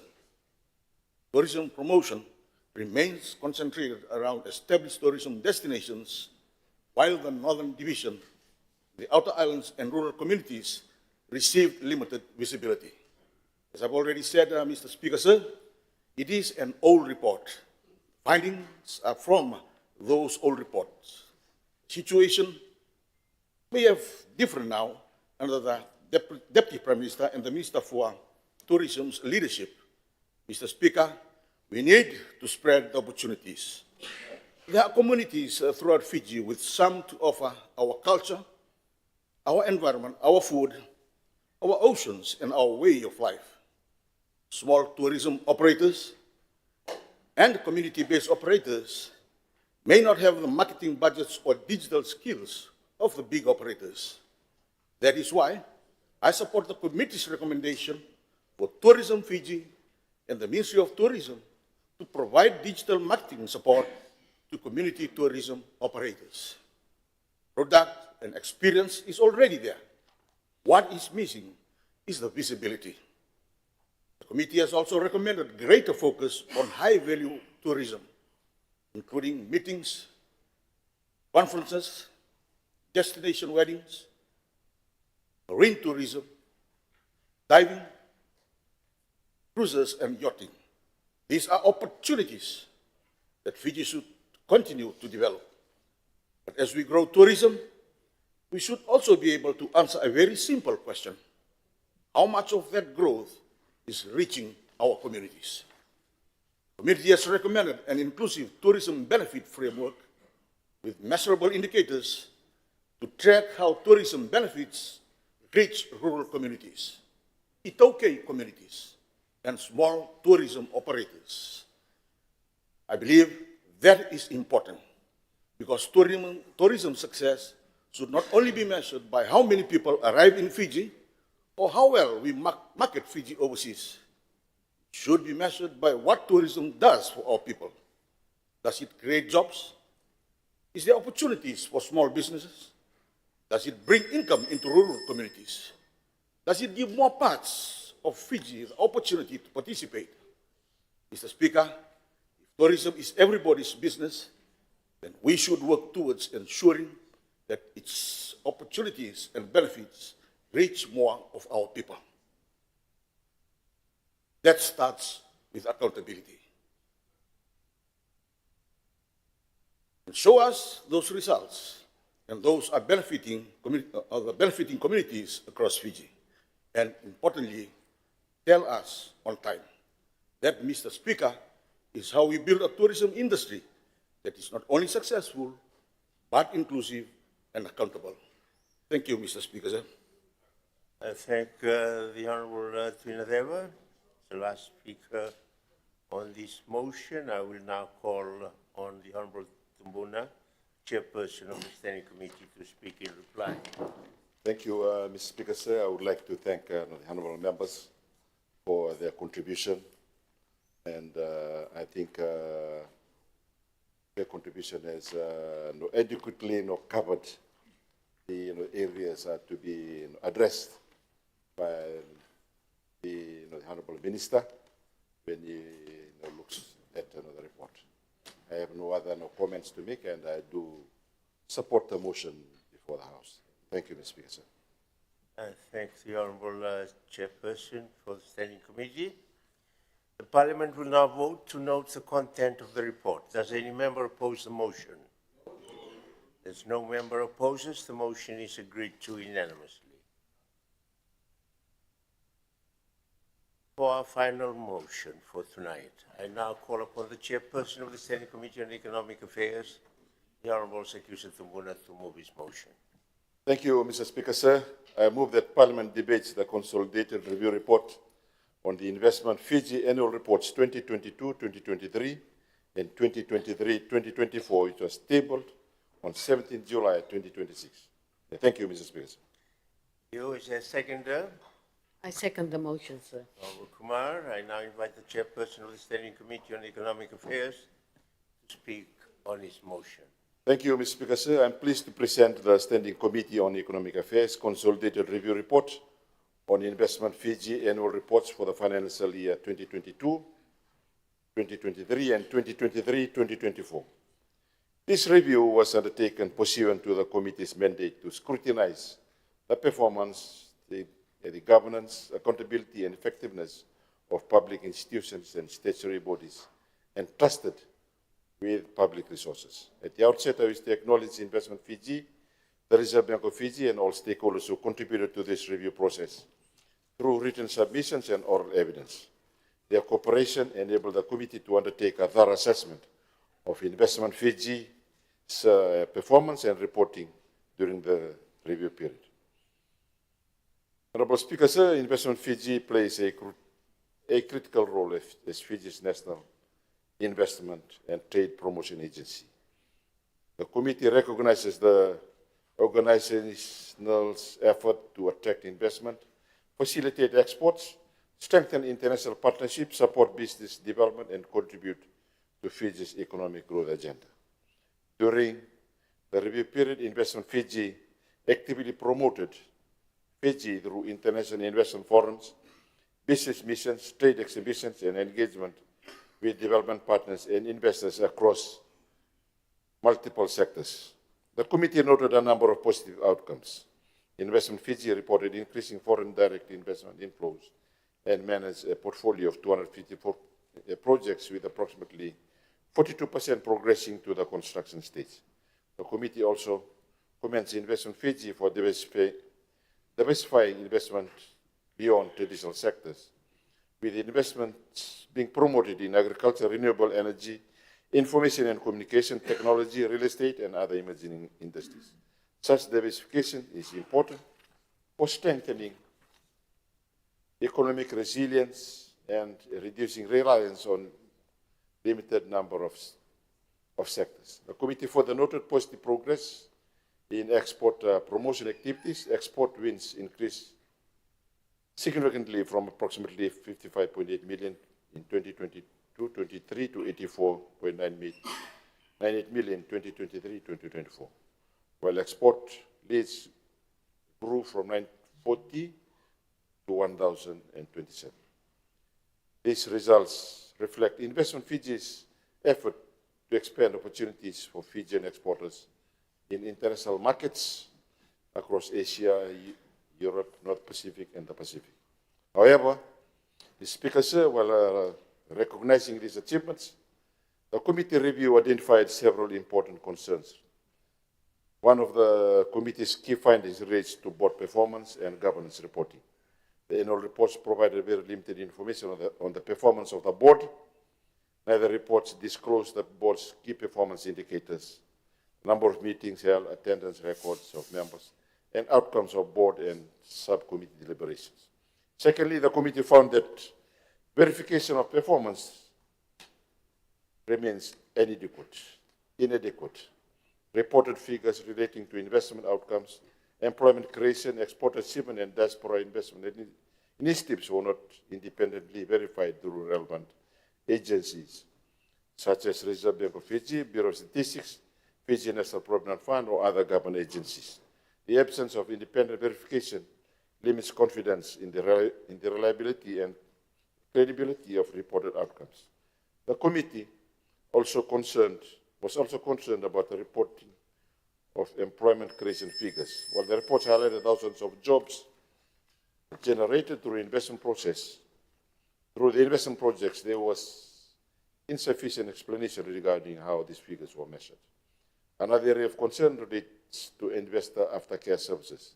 The committee noted that aftercare services are a crucial component for investment promotion. However, the reports did not adequately explain the number of investors assisted, the challenges investors encountered, the interventions undertaken by Investment Fiji on the outcomes achieved. The committee also identified challenges affecting Fiji's broader investment climate, including delays in regulatory approvals, infrastructure readiness constraints, and the need for stronger coordination amongst government agencies. Furthermore, the committee observed that approximately 90% of Investment Fiji's budget is allocated towards staff and operational expenses, leaving only a small proportion available for investment promotion and facilitation activities. Honourable Speaker, in response to these findings, the committee makes several recommendations aimed at strengthening Investment Fiji's effectiveness and accountability. Firstly, the committee recommends that Investment Fiji strengthen its corporate governance and accountability reporting by including comprehensive information on board performance. Secondly, the committee recommends that all major performance indicators and reported outcomes be independently verified through formal data sharing arrangements with relevant agencies. Thirdly, the committee recommends the establishment of a formal interagency coordination mechanism involving Investment Fiji, the Reserve Bank, the Revenue and Customs Services, Fiji National Employment Fund, Bureau of Statistics, and Register of Companies. The committee also recommends that greater attention be given to improving infrastructure readiness, including utilities, transport system, and digital connectivity. In addition, Investment Fiji should provide comprehensive reporting on investor aftercare services. The committee further recommends improvements on the overall quality of the annual report by providing detailed, accurate, and verifiable information across all Investment Fiji's core functions, including investment facilitation, aftercare services, policy, advocacy, and project-level performance data. The committee believes in the implementation of these recommendations will enhance Investment Fiji's performance, strengthen investor confidence, improve accountability, and further position Fiji as a competitive destination for investment and trade. With those remarks, Mr. Speaker, sir, I commend the consolidated review report of the Investment Fiji Annual Report 2022-23 and 2023-2024 to Parliament and respectively request our honourable members to take note of the findings and recommendations contained therein. Thank you, Mr. Speaker, sir. I thank the Honourable Thumbuna, the Chairperson of the Standing Committee on Economic Affairs. The floor is now open, honourable members, for debate on the motion. I have a list of speakers. At the end of the debate, we will grant Honourable Thumbuna the right of reply. I first call on the Minister of Finance, Honourable Emmanuel. No, Honourable the Assistant Ministers, Sachira Nand, you have the floor.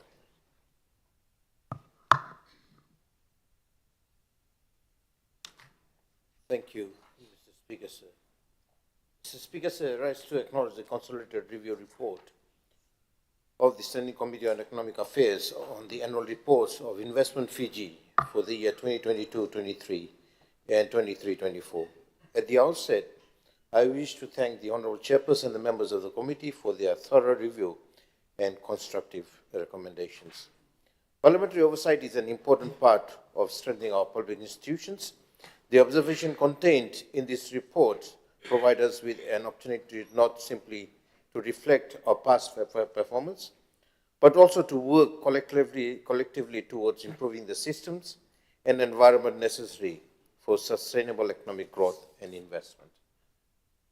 Mr. Speaker, sir, the report acknowledges that Investment Fiji has continued to play an important role in promoting Fiji as an investment and trade destination. During the reporting period, its activities expanded across a range of international investments, forums, business missions, and trade promotions. The report notes positive outcomes in the investment promotion and export development, including increased export performance and efforts to diversify investment into sectors beyond tourism, such as agriculture, energy, real estate, and ICT. These achievements are encouraging. However, the report also rightly identifies areas where further improvements is necessary. The committee has highlighted the need for stronger performance reporting, improved verification of data, enhanced governance disclosures, better interagency coordination, and more comprehensive reporting on investor aftercare and project outcomes. It has also identified the importance of ensuring that adequate resources are directed towards investment, promotion, and facilitation. Mr. Speaker, sir, we accept these observations in the constructive spirit in which they have been made. But strengthening investment outcomes cannot be the responsibility of one institution alone. Creating an environment that encourages investor to invest, business to expand, and entrepreneurs to take the risks requires a whole of government and whole of economy approach. An investor experience does not begin and end with Investment Fiji. It is shaped by the efficiency of approvals, the clarity of regulations, the availability of infrastructure, access to reliable information, and the level of coordination between government agencies. It is therefore incumbent upon all relevant ministries, statutory bodies, and regulatory agencies to work together to reduce unnecessary barriers and create a more efficient, predictable, and investor-friendly environment. This is particularly important as we seek to encourage both foreign and domestic investment. The report notes that significant participation of domestic investors in Investment Fiji's portfolio. Supporting local investors and business must therefore remain an integral part of our economic development agenda. A strong domestic private sector creates employment, drives innovation, and provides the foundation upon which international investment partnerships can grow. Mr. Speaker, sir, the Ministry is committed to working collaboratively with Investment Fiji and relevant stakeholders to address the areas identified by the committee. This includes strengthening data sharing and verification, improving coordination across agencies, enhancing investment facilitation, and ensuring greater accountability through accurate and measurable reporting. We must be firm in our commitment to results. Investment commitments must translate into genuine projects. Projects must be facilitated efficiently, and the outcomes must be measured credibly. At the same time, we must recognize that sustained economic growth requires partnership. Government must create an enabling environment, institutions must work together effectively, and the private sector must have the confidence to invest, innovate, and grow. Mr. Speaker, sir, this report provides a valuable roadmap for improvements. The Ministry welcomes its recommendation and remains committed to working with Parliament, Investment Fiji, government agencies, development partners, and the private sector to build an environment that is conducive to investment, enterprise, and sustainable economic growth. Together, through stronger coordination and greater accountability, and a shared commitment to removing barriers, we can create the conditions for investment to flourish and ensure that economic growth delivers meaningful opportunities for the people of Fiji. Thank you, Mr. Speaker, sir, and I commend this report to Parliament. Thank you. I thank the Honourable Sachidanand. I call next on Honourable Fayasquare. Thank you, Honourable Speaker. I'll be very brief, sir, because the report has some good findings. Just wanted to raise one or two issues that probably need to be added. And I think this is especially with respect to the issue number 4.4 that was raised regarding the export performance and export promotion had actually represented in the most consistent positive performance area across two different periods. And they spoke about export growth from 55 million to 84.9 million in 2022 and 2023. That's some 52.3% of an increase.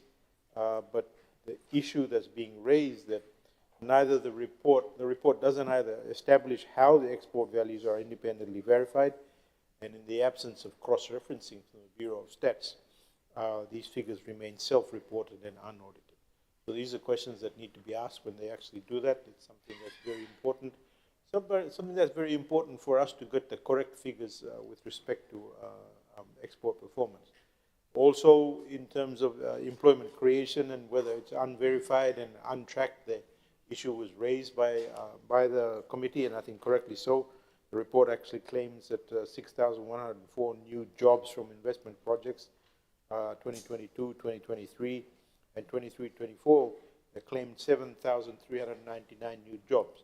But the report didn't explain how the employment creation is measured in the project lifestyle, and there was no evidence in either report that Investment Fiji has a systematic mechanism for verifying whether these are projected jobs or actual jobs. And these are very important bits of information that we need to really know. The other issue that was raised, and it's actually quite important, was the sector diversification that they spoke on,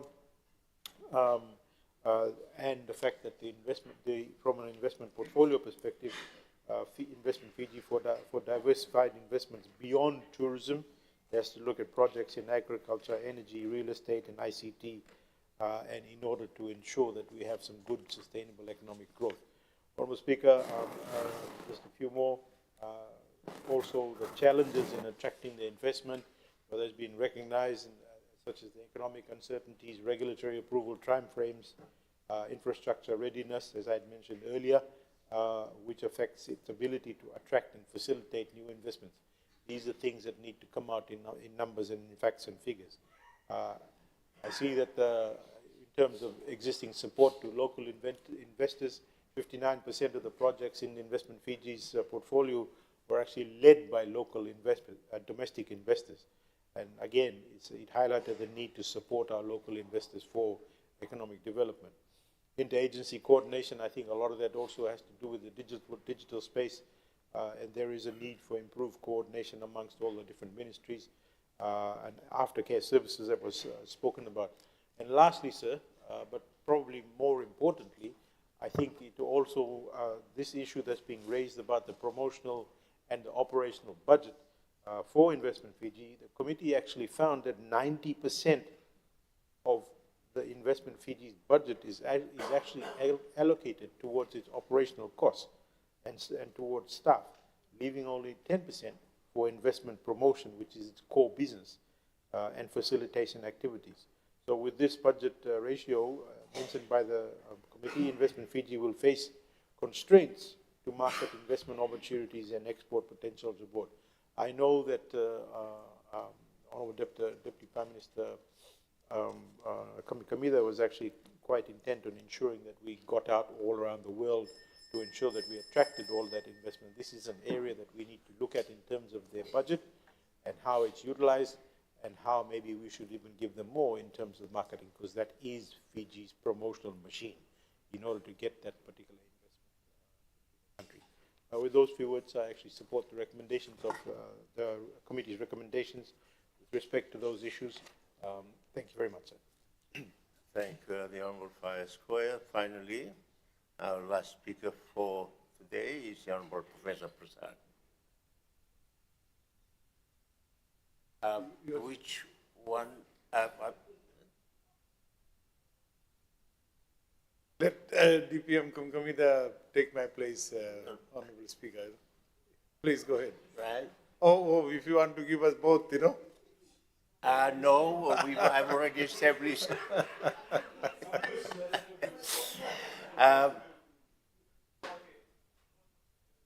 Right. I'll recognize Honourable Prasad since his name is on. Thank you, Mr. Speaker. I think the report is very well crafted.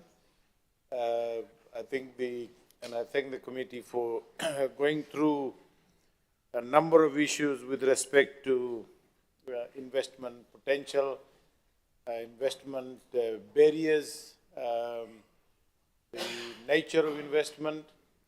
Mr. Speaker, right now, our total investment as a percent of GDP is around 20%. And if in our development plan, we have said very clearly that on average, we would need between 4 to 5% growth annually if we want to reach a status of a high-income country by 2050. and, and that's a significant undertaking in terms of a national development plan. And I think for the first time, we are saying exactly where we want to go by 2050, which is the Vision 2050. And if we are to get to that status by 2050, we will need to grow at about 4 to 5% annually on a sustained basis, which means that we would need to have at least 25 to 30%, between 25 to 30% of GDP investment rate annually over the next 10, 15 years. And for that, Mr. Speaker, we would need quality investment, and I know we have talked about this in this House before. DPM Kumkumida has talked about it on a number of occasions with respect to the type and target of investments.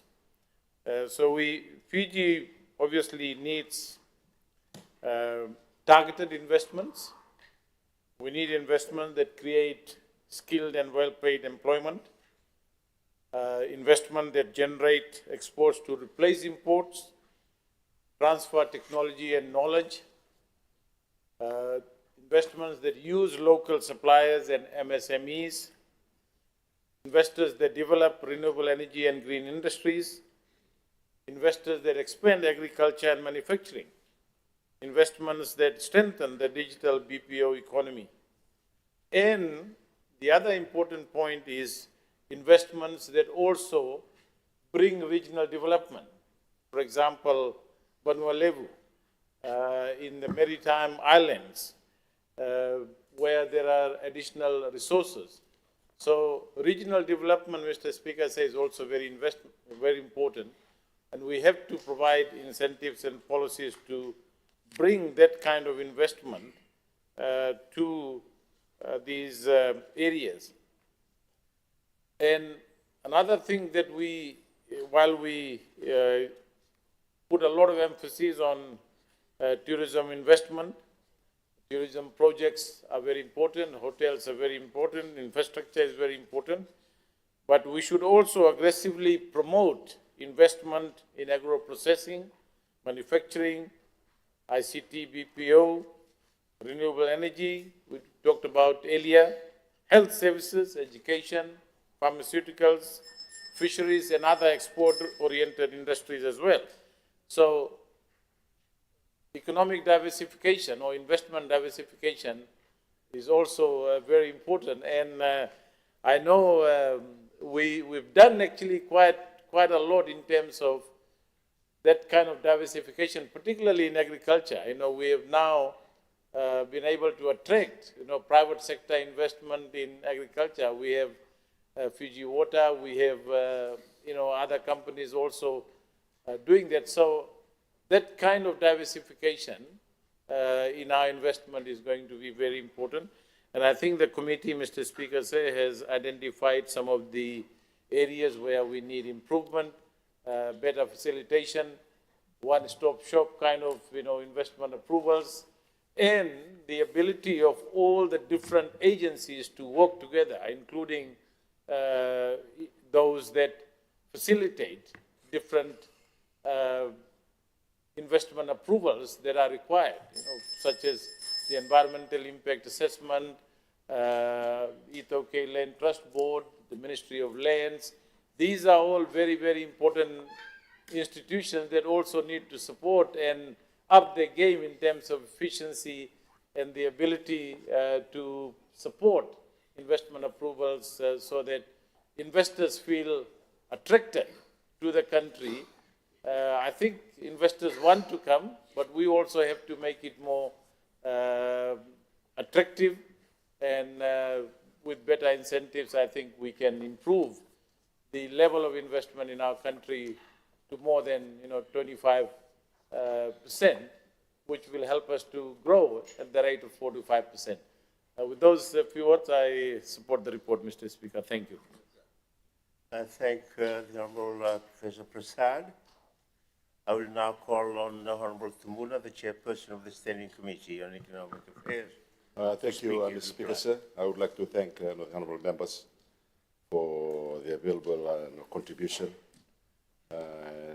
Most of them have raised very important points, which I hope that the Minister, when he is scrutinizing this report, is to take into account all the issues that have been raised and to ensure that most of these are being implemented. So I would like to thank everyone for your contribution, and I do support the motion before the House. Thank you, Mr. Speaker. I thank Honorable Tumuna, the Chairperson of the Standing Committee. So Parliament will now vote to note the content of the report. Does any member oppose the motion? As no member opposes, the motion is agreed to unanimously. Honourable members, that brings us to the end of sitting today. It's been a long and grueling day. The House has endorsed and agreed to take note of 14 reports from your standing committees, and I think, as far as my experience, that's a record for me. And before we adjourn for the night, I would like, on behalf of the Secretary General and the staff of your Parliament, thank you all, the standing committees, the chairs and the members, for acknowledging in your reports the assistance of your Secretariat, the support staff of Parliament. It may appear trivial to some, and I know it is standard content requirement, but we do value them greatly. They are not thanked publicly, and oftentimes they also travel and leave their families behind to accompany you to other parts of the country. So your acknowledgement of them in the forewords and the prefaces of your reports, I can assure you, means a lot to us, installing confidence and pride in their work. So on all of their behalf, I thank you all, members of the standing committees and the members of Parliament. Parliament is now adjourned until tomorrow at 9:30 a.m.